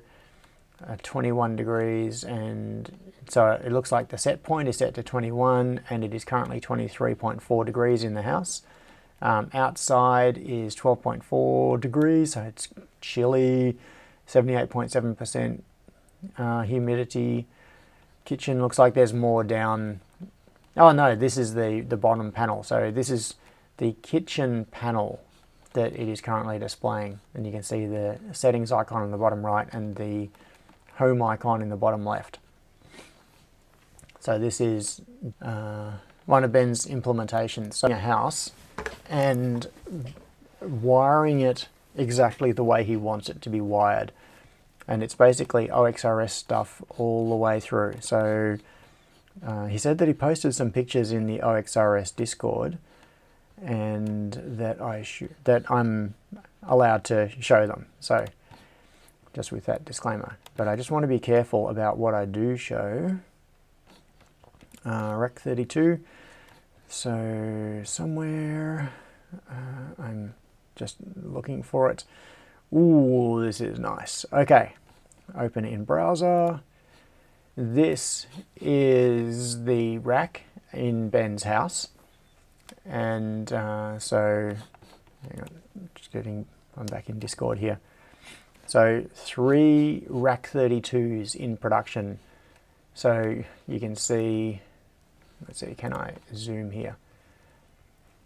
So this is all part of Ben's home automation system. So Rack 32 PDU up the top there. So that'll be doing, PDU is power distribution unit. That'll be providing controlled power to various other devices. And you can see Ethernet cable coming in here to it. I'm not sure how he's powering that. Maybe PoE, I'm not sure. But being a PDU, it may have power coming in the back. There's Rack 32 LSC, so that's the light switch controller that you can see is the second one down. So all of these yellow cables are going out to light switches, I guess, around the house. And you can see the screen on the left here. In fact, if I zoom in, it looks like one of those right at this moment is activated. Oh, several of those are activated. I'm just scrolling. You can see that there is a button there, and there are a couple here. Not sure if that's actually activated or not. Oh, come on. All right, then the next one down. So the red one says rack 32 sec. That'll be security sensors. So red on all the security sensor connections. So the way he's got this arranged very neatly is rack 32s. Oh, and this is in a brushed, is that a brushed metal finish? That looks really nice. So the rack 32s look like they're all in metal 1U enclosures. The display on this one isn't turned on, but you can just make out, it's black on black, but you can just make out the bezel of the display there. And then down on this one, you can see the bezel of the display. So it's looks like a black face plate that has been cut, and then a bezel put around it for the rack 32. So sec will be security. That'll be this will have security sensor boards in it to do things like work with motion detectors or other things around the house. Yeah, Scott says Ben's just flexing on the cabling. Yeah, this is a beautiful job. This is so nice. And then and in fact you can even see, looking through here into this gap into what's going on behind the scenes, you can see that even the cabling there is nicely bundled. It's not just a big spaghetti tangle of wires in the back. There is a big cable bundle coming down there, and it looks like Velcro around it instead of cable ties, which is good. I like to see it all being done properly, and you can see more Velcro across there. One new fan unit. Okay, I don't know what the fan unit does. Oh, I think that just literally blows through the rack, like just to get some airflow happening internally. Coming down, then we can see the Unify switch 24, so Ethernet switch there, which is going out to the rack 32s, and there's a fiber uplink or crosslink. So my guess, so this is not a PoE enabled switch as far as I know, which means that these would be powered through the back, is my guess. I might be telling you the wrong thing here, but just based on what I can see, I think what's happening is that these Ethernet connections to the rack 32s are just data, and then there would be power coming into the PDU, is my guess. There will be some external power source there. And then from the PDU, it'll be going down to the other rack 32s. That's possibly the way it is. I may be wrong. Then we've got some more patch panels. Don't know what those ones are doing. And yeah, you can see these are Keystone style patch panels. Austin says, yep, all powered on the back via XT60. Yes, perfect. Good job, Ben and Austin. Coming down here, ooh, these are for Raspberry Pis, I think. Am I correct in that? So I think this is like a 3-slot dock that you can, so you can mount a Raspberry Pi on a little enclosure, like on a sled, and then that goes into this, and it exposes Ethernet on it. So you can rack mount 3 Raspberry Pis in there. It might be for something else, but that's what it looks like to me. Then there's a shelf and an Amplify. Ooh, Amplify zone 1, 2, 3, 4, 5, 6 on standby. What is Amplify? Yeah, the paper on the bottom probably has lists of stuff on it, but I can't even read it. You can't read it either, I'm sure, so we're not giving away anything there. Yeah, Scott says Keystone for the win. Anybody using pre-built panels is just a masochist. Yeah. So Amplify. What is Amplify? It looks like, my first guess is a 6-zone audio system. So Amplify. I want to learn something. Yes, Amplify home audio system.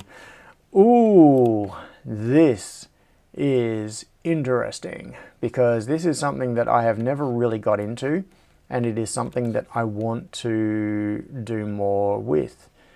I need to set up audio I want to set up audio around the factory for barbecues. That's my motivation now. Everything is, the new thing is BDD, barbecue driven development. So projects that I undertake need to be examined in the context of, will this make barbecues better? And I'm going to bring this up here. So this is the Amplify. It's a multi-room / zone audio controller designed for whole house wired audio systems. Can play 4 simultaneous stereo audio streams to one or many zones, configurable in real time. Up to 36 stereo zones using Amplify zone expanders. Yeah, okay, this looks cool. I like this. So what I could do is, Austin says a few people in the group have been running it and it works great and it has a really nice REST API. Yeah. Open source stuff. Raspberry Pi CM3 Plus module. So we've got digital input, auxiliary input. Because what I want to be able to do is do things like just play music by pulling it up on a phone, pair it with Bluetooth, and then send it to speakers around the place, either everywhere or just specific areas. So this is very much the sort of thing that I've been looking for. It's been one of those things that has not been an immediate need. In fact, it's not a need at all. It's something I would like to have, is some kind of audio that I can play around the place. But it's never been important enough to really make it up to the point of clicking the order now button. And I'm not going to click the order now button. Whoa, look at those prices. It's not entirely surprising, but $1,200. Okay, I'm not going to, and it's out of stock anyway. So I'm going to need to save up a little bit before I buy one of these sorts of things. But this looks like a really good solution. I like the look of this. So it looks like it's got, so it's got amps built in. It goes directly out to the speakers. It's got line in. It's got Ethernet, HDMI. Oh, of course, because of the Raspberry Pi. So that just passes out. Wall panel sold separately. 2U rack mount. Yeah, all looks good. Looks like the sort of thing that I will get when I get money. Let's have a look at the touchscreen. In-wall Wi-Fi touchscreen controller with integrated 2-device switch. NS panel hardware by Sonoff. Okay, yeah, cool. So it's their software running on an NS panel type deal. Yes. Cool. All right. Stephen says we use some Control 4 amp. Yep. Stephen W says 1200 is cheap for that many channels. Yeah. Oh, I'm not disputing that the value is there.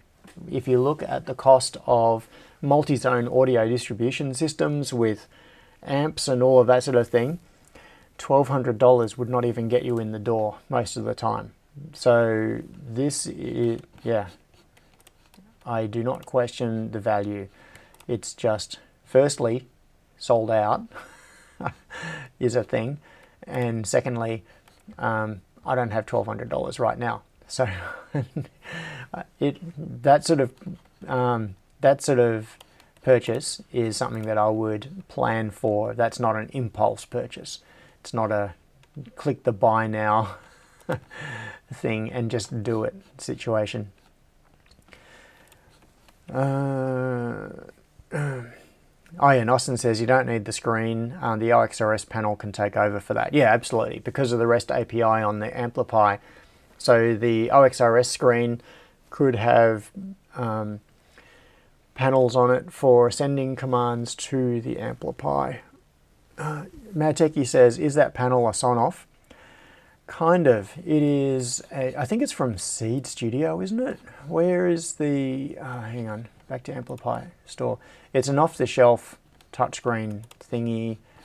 Who is it that makes the, yeah, oh, by Sonoff, yes, it's the NS panel hardware by Sonoff. Yes. So it's their NS panel from IT'd. I wonder if they are still even IT'd anymore, because Sonoff is just their thing. Nothing else even matters. So that is the NS panel running the the Amplify firmware to do all the things. So my guess is you could just buy yourself an NS panel and then put their firmware on it. Amplify wall panel. I'm just clicking on here to see. There we go. So this is their GitHub repo. NS panel specifications, programming. Oh, yep, it's got the programming header on there. And they've added IO0 on the end. But they haven't added reset. Damn it. Set up MQTT broker, blah, blah, blah. Yep. Source. Let's see. Oh, and there's a binary there as well. Main.py. So looks like it's all written in Python. Oh. It's a 5-line Python program, and that is with 1 line blank. So it's a 4-line Python program. Audio config, display serial, drop down, main loop, etc. MQTT config polling. So yeah, you can just buy an NS panel, or if you want to support their project. I'm not sure if they make money on this, but it looks like you can, for $99.95, so $100, you can buy the NS panel from them with the firmware, I guess, already loaded onto it. So if you want to support the project, you can do it that way, or you can just load the firmware yourself. Dodgy says, you are quickly talking me into this for a cheap way to do distributed sound. Yeah. There was, many years ago, there was an audio switching matrix that I was looking at. It came in I'm pretty sure it was a 1U device, and it had a REST API on it. And basically, I think it was an 8x8 matrix, so 8 inputs, 8 outputs, and you could switch any input to any output. So the idea is that you would have, say, 8 areas around your house. It could be different rooms, and you'd have 8 inputs, which could be from TV and receivers and MP3 players, whatever, it doesn't matter. And you could say, I want to have the TV audio going to the lounge room and the MP3 player going to the games room, or whatever. You could send commands over the network and just match any zone to anything. And they weren't that expensive. This is many years ago. I've lost track of what they were, but I don't think that system had amplifiers. It was just an audio switcher, so it was like a signal level switcher. And what you would then do is have the outputs go into amps, and the amps would drive the speakers in the different things. So it was up to you to supply an amp for each output channel that you wanted to be able to drive audio to. Mad Techie says, do you know if they have Oz electrical approvals? Oh. Oh. For this? I don't know. I seriously doubt it. I wonder where these people are as well. Metro Detroit, Michigan. So all of this pricing will be in US buckaroos as well. Oh, there are a few people involved there. So $1,200. Okay, I'm going to use the voice thing. Sorry, everybody. Alexa, what is $1,200 US in Australian dollars? $1,200 is about 1,804 Alexa, stop. dollars. Okay, so about $1,800 is the Australian dollar cost of this. Amplify home audio controller. All right. Anyway, all of this was a bit of a sidetrack from looking at Ben's picture here and his awesome looking rack setup. So it looks like there's probably a fair bit more that he will end up wiring up. So you can see that what he's got there is lots of connections for light switches. I don't know if he actually has this many, because it looks like what he's done is just populate all of the cables, and maybe, I don't know, maybe not all of those actually go anywhere, but populating them all, it just looks better anyway. And then similarly, it's a fully populated connection here to the security sensors. And then down here, it looks like there is still quite a bit more that needs to be populated in terms of the patch panels for Ethernet. So we've got these big grey cable bundles here. There are more cables across to the side there. If he has wired Ethernet, and you can see that there are a lot of outlets here, and because these are keystones, I'm pretty sure these are all populated. Like the cables, you can see the grey cable coming in the back here, coming to these connectors, but there's nothing plugged into them. So there are going to be many more patch cables to come on this job as he finishes the build here. I don't know what's going to go in the middle, but my guess is another Ethernet switch will go in slot 25. So what he can do is run patch panels in the same way that he's got a rack 32 and it's bounded by two patch panels, rack 32 bounded by two patch panels. He will probably have an Ethernet switch here bounded by two patch panels, so that then you can just run cables into them. So these look like the Ethernet outlets that would be like the drops that go to the various places around the house. Oh, and the thing I didn't mention as I was scrolling in before, there is a power over Ethernet injector here, which is not doing anything, but you can see that it's turned on. There is power available on it. Right. Oh, Austin says smoke alarms are still outstanding. Okay, so I think the smoke alarms typically end up getting connected to the security device, although they could be treated as, they could go into a light switch controller like the LSC firmware.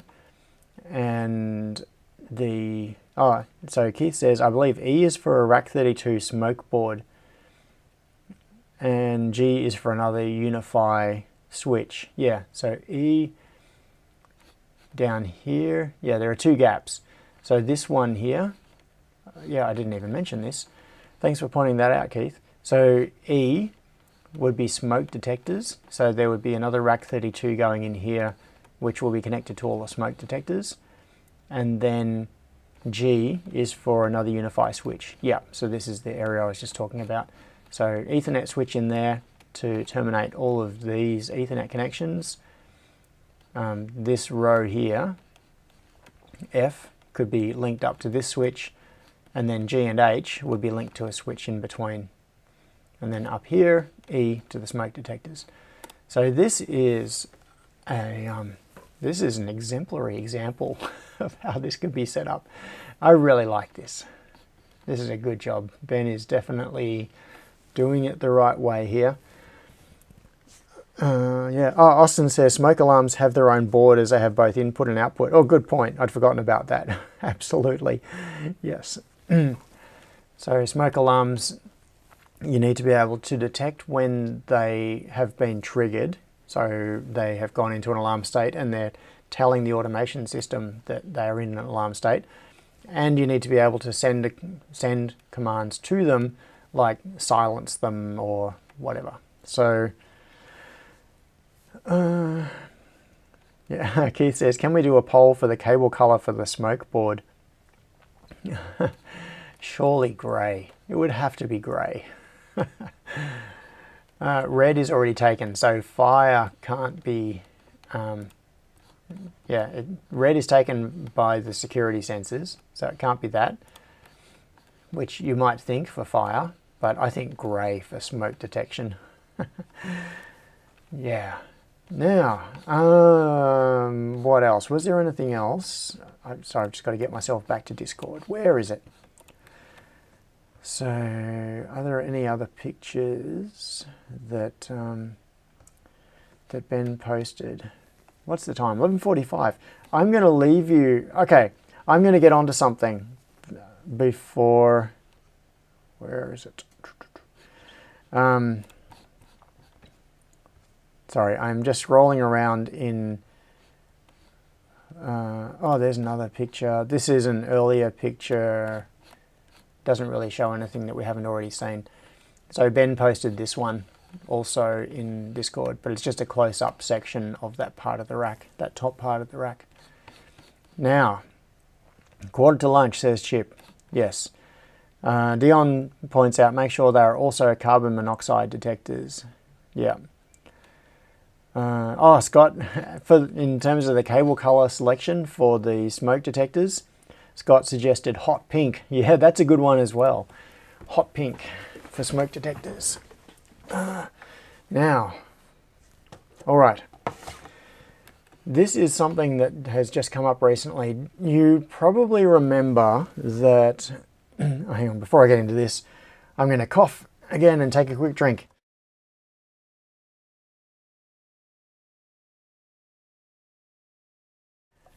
Okay, that should get me through to the end of the live stream, I hope.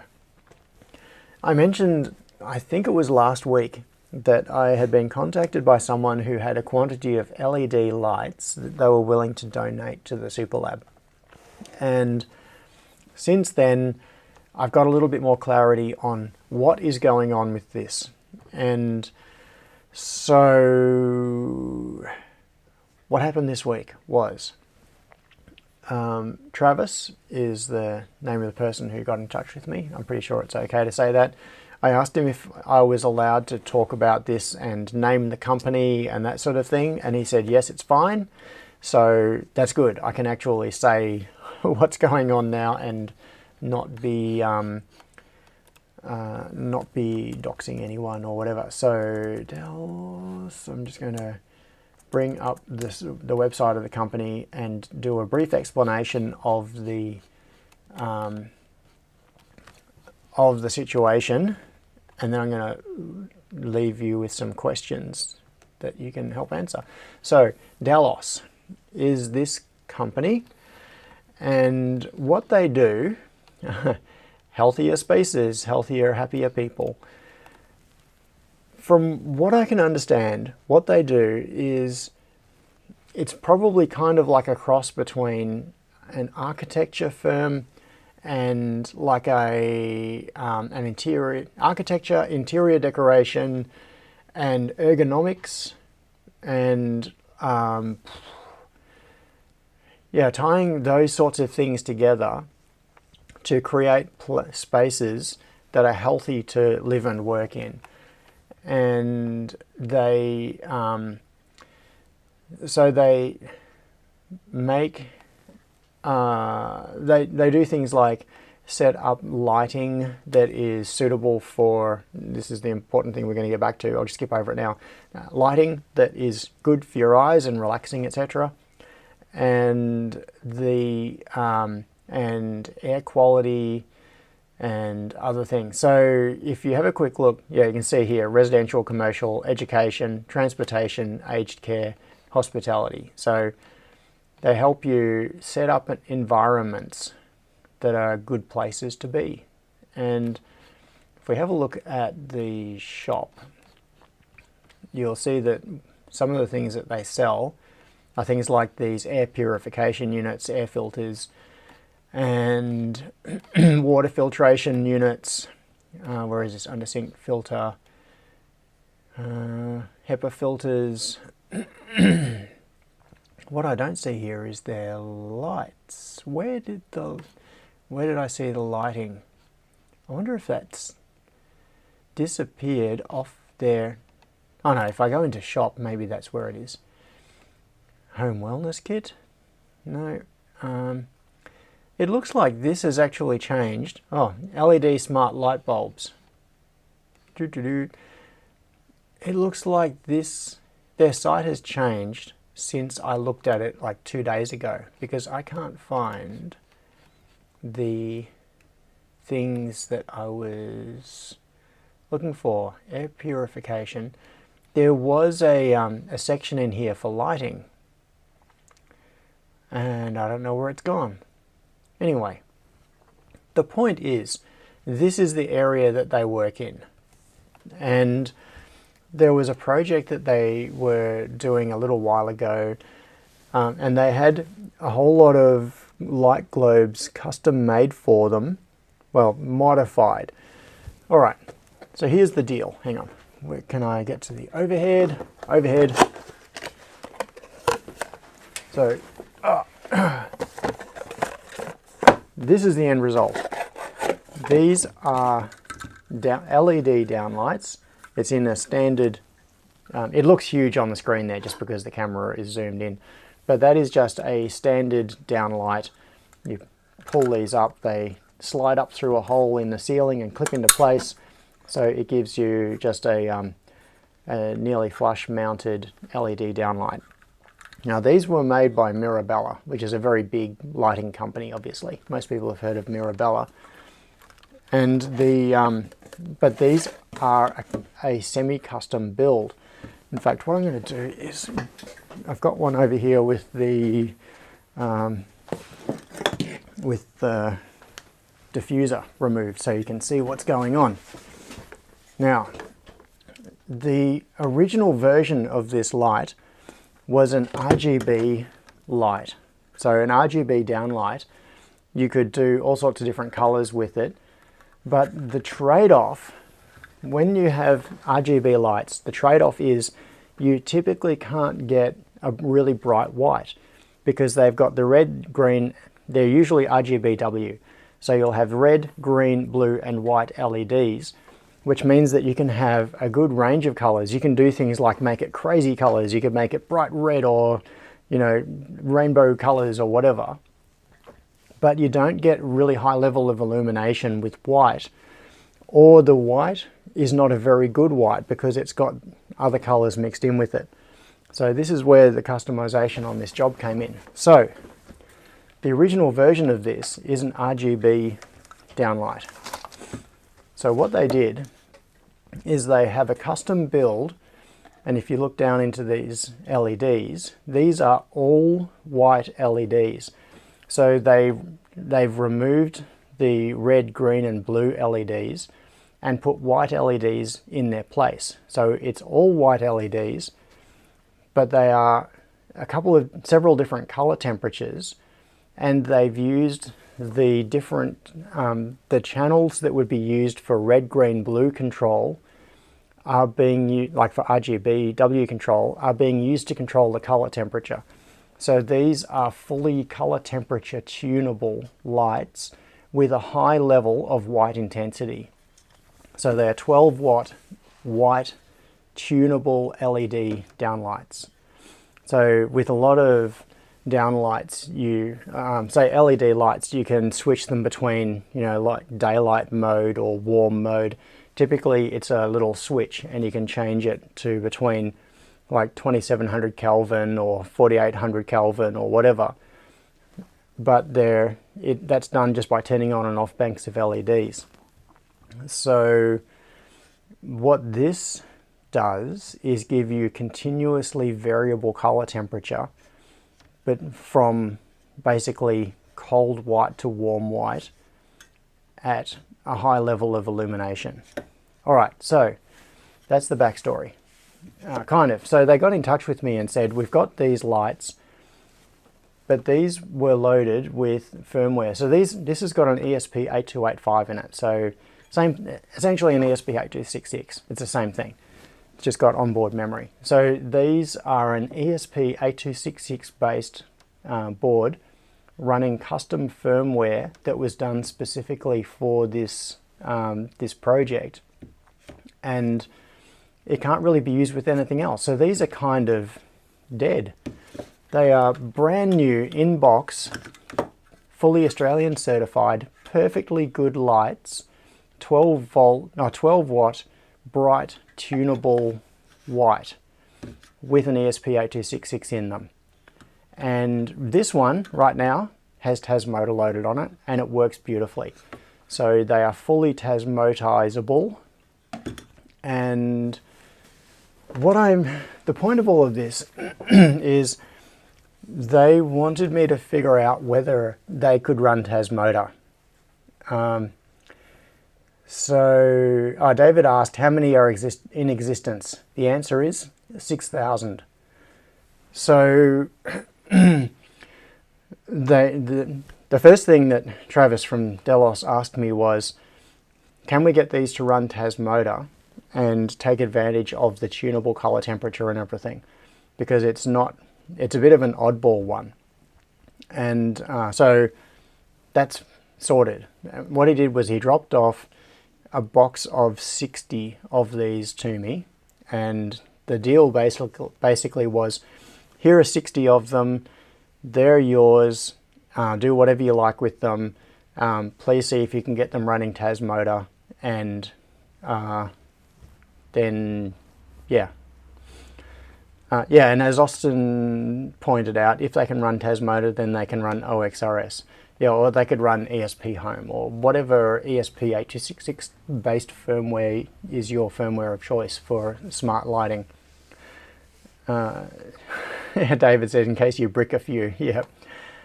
So if you look at this one, they actually have, it's a bit hard to tell at this scale, they have test points for TX, RX, ground, 3.3 volts, reset, and IO0, all on the top of the PCB and marked, like on the silk screen. Like IO0 is even marked right there on the silk screen. So you can put it into bootloader mode.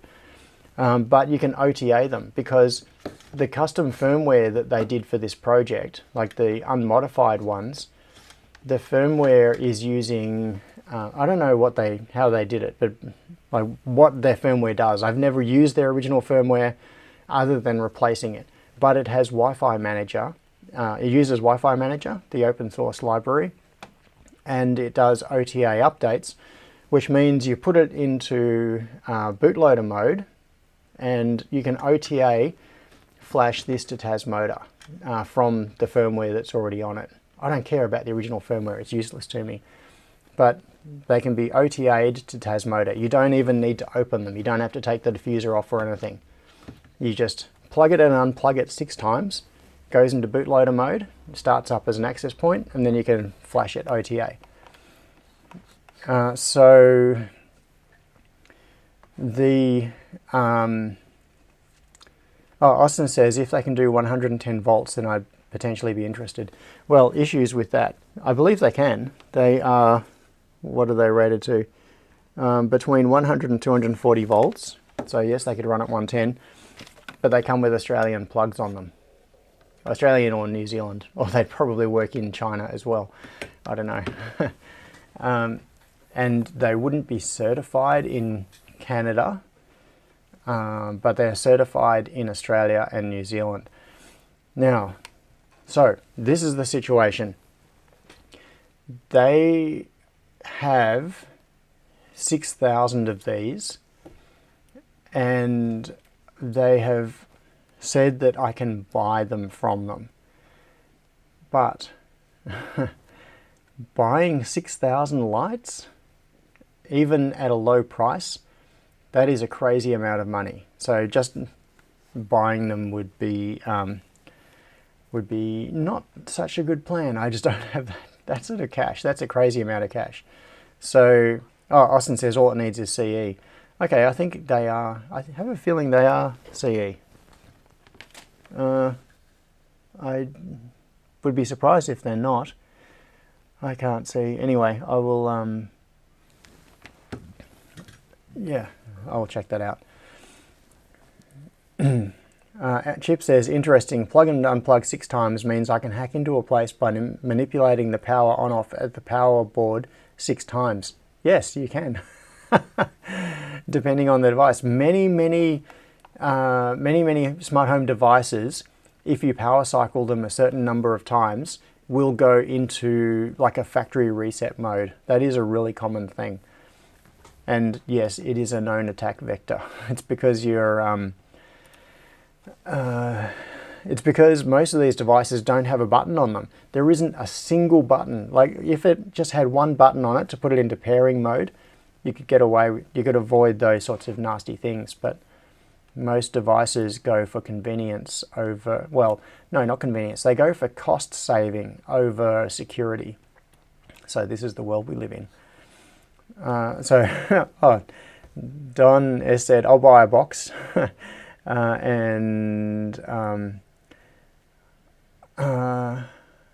Oh, Paul asked, what were they unwanted, useless to them? Yeah, I think they were like overproduction or something. So they were done, it was some big project. So this is a big company, like Delos, I think is an American company, or it's part of an American consortium or something. So this is not like a little backyard operation. This is a company that was big enough to go to someone like Mirabella and say, make us tens of thousands of custom light globes, please. So yeah, a really serious undertaking. And these 6,000 that they have are ones that have been sitting in their warehouse, and they can't, the project is done or whatever. Tassie Bob asked, I got back halfway through this one, why is it that they are not selling these themselves with Tasmoda installed for the home automation peoples? 2 reasons. Of 3 reasons actually. The first reason is they didn't know how to do it. That was actually why they came to me in the first place. So they had successfully installed Tasmoda on it, so they knew that they could flash them, but they didn't know how to set them up with the right profile to get the LED driver working to do the color temperature control. Because it's got a smart onboard LED controller which is controlled over I2C, and it is supported in Tasmoda, but it's not as simple as like a normal 3-channel or 4-channel RGB thing. So pretty easy. Once you know what it is, it's easy to get it all set up, and I've done it. But that was the first reason they haven't been selling these, is they just didn't know how to get Tasmoda running on them in a useful way. Second was they don't have the channel to market, because what they work on is large projects where they might go in, like they'll quote a whole fit out of an entire building or something. And so selling individual light globes to the hobbyist market is just not something they can do. They don't have the channel to be able to do it, or the audience or whatever. And there was a third reason, and I can't remember what it was now. Doesn't really matter. I think the third reason is probably just that converting them to Tasmoda is a labor thing, and they just don't care. Like, this is just excess hardware for them that they just want to get rid of. Because to convert them to Tasmoda, it means someone has to sit there and do the power cycle and reflash them, etc. So there is a labor aspect to this.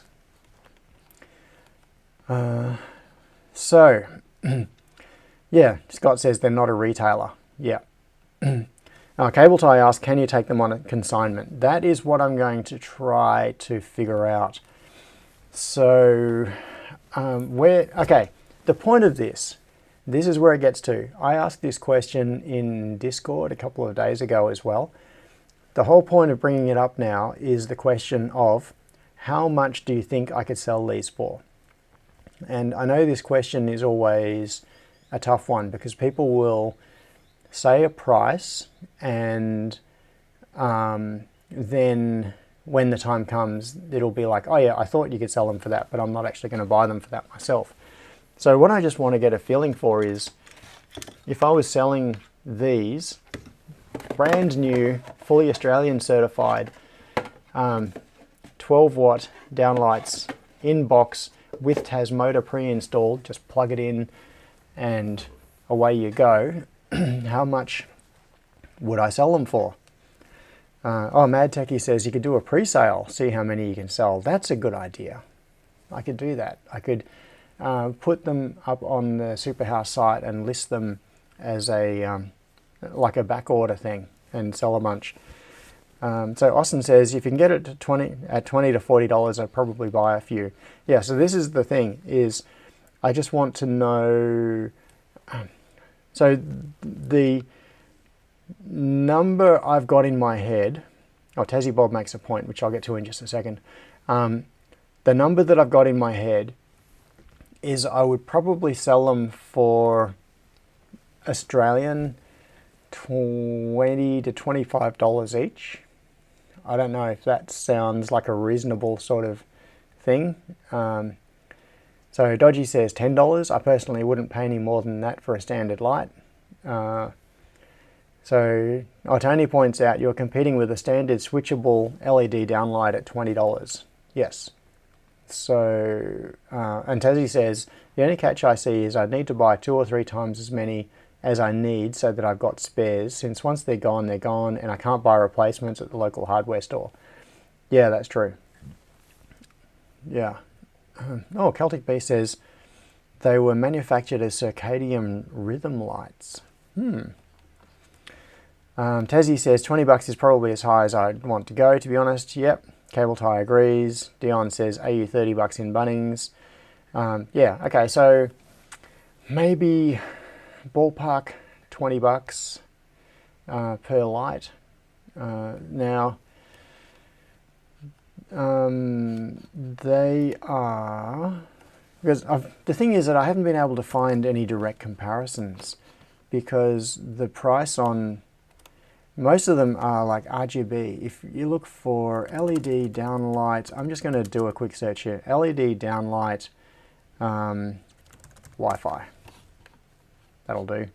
So I'm going to bring this up into your view, and I just did a search for LED downlight Wi-Fi. Lighting outlet, smart LED downlight. What have we got here? Smart downlights. This one, so this is basically what they're competing with. It's this sort of thing. CCT, brilliant lighting. Let's try this one. 8 watt white CCT. It's $38. Does this have Wi-Fi or not? Compatible with brilliant smart devices. Yes, it must have. So this is an 8 watt version, whereas the ones that I can get are 12 watt, and I don't know what brand that is. Brilliant Lighting. Oh, Brilliant Lighting is the brand. Okay. So this one's $34, but this is full RGB. 9 watts CCT plus RGB is 34. Yeah, where is it? Tunable color temperature, 3000 Kelvin through 6,500 Kelvin daylight. So it's got Wi-Fi in it. Tuya, yeah, so this has got Tuya in it. So that is like an RGB equivalent, which is $34. There's, oh, that one's 51. This one's 35. So these, yeah, I've just been trying to find equivalents, like some kind of a comparison. And something like this is probably about the closest that you can find looking around. So these are $38 and these are 8 watt compared to the ones I've got, which are 12 watt. And these are made by Brilliant Lighting. I don't know what that brand is. Brilliant Lighting? Yeah, rather than Mirabella. I don't know how they compare in terms of, you know, quality or anything like that. Oh, KHT says, no, don't buy Wi-Fi lights, Zigbee only. Yep. Oh, Paul says 4 for $35. Is that a 4-pack? That's interesting. Or is it 1 or is it 4? 90mm smart LED. Don't know. Where was the other one? Was there one that was a 4-pack? So Celtic Beast says apparently they're brilliant. Right. Donis Duo 4 for $35 says Paul. Oh, that, I see what you're saying. You're suggesting a price. So Paul is saying $10 each with minimum order of 2 or 4 for $35. Yeah, if you want. Oh, that's a price suggestion. Yes, thanks for clarifying that, Paul. I understand now. That's a price suggestion if you want them to move. Sharky says, IP rating, can they be covered with insulation? Good question. I don't know. What is the rating? Does it say it on the label? I can't see it on the label. It might be there somewhere. There's a lot of information on the label. No. Power factor 0.9. TA 45C. No. Sorry, I can't see an IP rating. But they're all sealed on the back. So if we switch back to this view, there are no heat vents or anything on the back of it. It is sealed on the back. So it would get warm back here. But if you had insulation around it, no insulation could get into it.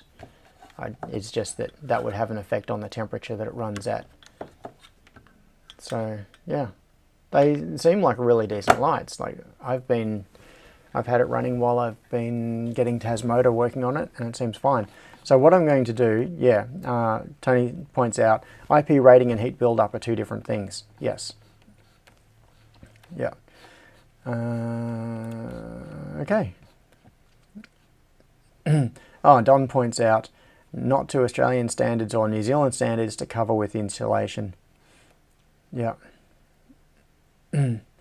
Right, so Dion says, the question is what the public will pay. Scott says under $10 each would be a low price on quality dumb 12-watt downlights. Yeah, and these ones have got, these are not dumb downlights. They are, yeah, they're tunable color temperature, Wi-Fi, fully, yeah, controllable. So anyway, and they're smart lights if it uses so getting a lot of choppy audio and video, says David. No, has the NBN bug bitten me again? I hope not. Celtic B says if they use ChatGPT, then they are truly smart. All right. So my point is, and Philip said, can you get the specs from the company? I'm sure I can. Like these sorts of questions, they're perfectly valid questions, and I'm sure I can get answers from them. The Delos, so Travis, who I've been talking to from Delos, seems perfectly willing to answer questions and, you know, to figure out whatever needs to be figured out. The situation is, they have the lights. I have the option now of getting those lights and selling them. So then it's just, is that feasible? How much would people pay for them? Should I do it? Is this going to be a thing that is just like an extra headache for me, or is it actually going to be worthwhile? So anyway, yeah, I like the idea of doing a pre-sale.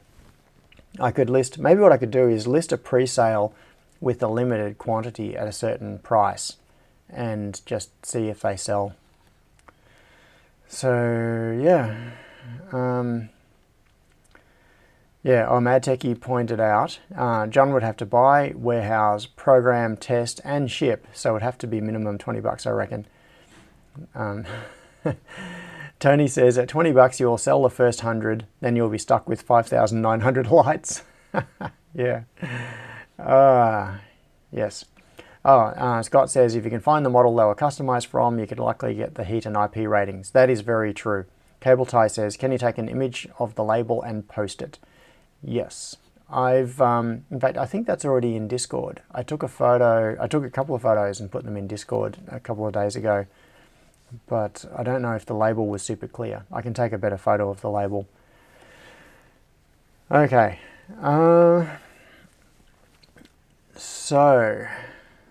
Yeah, Don said if you just pass them on without the flashing, then less hassle. Yeah, absolutely. But I think the I think having them shipped with Tasmoda already on them would be an advantage. It'd be nice. And it's the sort of thing that I could get my son working on as well. I could set him up with a big bench and a computer, and he can do it progressively over time. Do a few, spend a couple of hours doing a bunch of them, and then some time later spend another few hours doing a bunch more of them. So he could progressively work through them slowly as demand requires. Yes, oh, Tassie says, wouldn't need to program. If I'm selling to people like us, just include an A4 sheet telling us how to do the programming, especially since it can be done OTA. Yeah, that's right. Oh, and Tassie Bob says, Tasmoda as an option plus $5. Scott says, woohoo, child labour. No, he is no longer a child. He is now a proper adult grown-up person, and is being paid proper adult grown-up wages. So there's no child exploitation involved.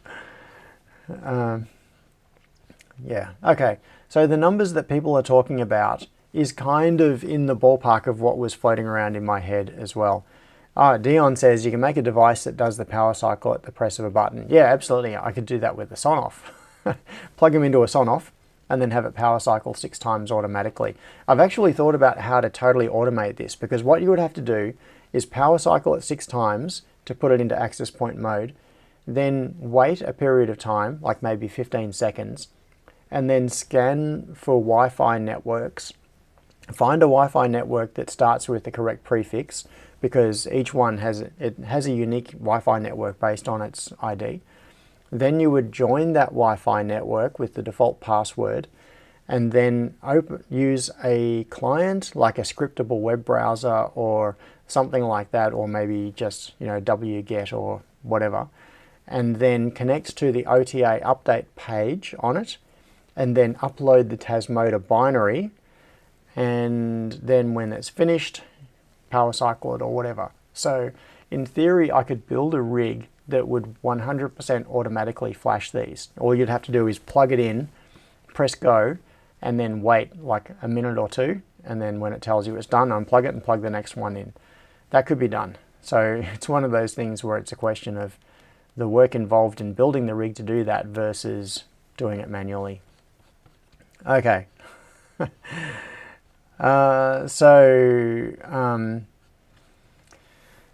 All right. Then I think that I am going to put some up for pre-sale. Before I do it though, I'm gonna check with Delos and make sure that it is actually possible. I don't want to pre-sell a bunch of them and then discover that the deal has changed or something, or they've decided to give them to someone else or whatever. So I will make sure that they are on board with the idea of me doing a pre-sale, and then I think I will list them on the Superhouse site. Don said, please give the SSID and password once done. Yeah. I'm going to do... I'm going to have to go because I actually have a family event, and my goal was to finish right on time today because I'm meant to be at a family event at 12:30. It's now 11 minutes away until I'm meant to be there, and it's further than 11 minutes drive away. I am going to be... I'm going to be late. It's unavoidable. Imi pointed out, part of the issue here is the fact that most of the people you're asking are people who have the capability to do the programming. You would need to ask people who can't do this kind of programming. Yes, that is true. So a critical point is, who is the audience for this? And the audience is really going to be people who care about having a smart light that they can integrate with their own DIY home automation system. So people who know what Tasmoda is, for example, that would be the baseline. So there is a limited audience for this. Anyway, that is... I'm going to have to wrap up this stream. I will have to go. But... everybody's telling me to bugger off. Okay. So that's what I'm going to leave you with, is I've got this option of sourcing these lights, and I'm going to talk to Delos about it and see what arrangement I can come to. maybe like a consignment deal or a pre-sale deal or something, and we shall see what happens. I will talk to you all about it later. And maybe next week I can show you some OXRS stuff. In the meantime, I will look into it because there were a couple of big firmware releases for OXRS in the last week, and what I need to do is familiarize myself with exactly what's changed in those releases before I attempt to show them off. And yeah, and don't know what I'm talking about. Oh, David pointed out, wouldn't you get caught up with Australian warranty issues, such as now needing to provide warranty on them if you sell them? Yes, absolutely. I'd need to keep a bunch of them aside for warranty purposes. You're right, David. I already do sell products though, so this is not a brand new thing for me. I've got the Freetronics online store and the Superhouse online store, and I do warranty on those things anyway, so that's not a burden. It's just part of what I normally do. So yeah, okay, I am going to go. Thanks everyone for coming along. There will be an update on the next barbecue soon. There will be an update on the lights soon. I hope you have a fantastic weekend, what's left of it, and I will talk to you all later. Okay, go and build something awesome. Where's this button? Okay, bye.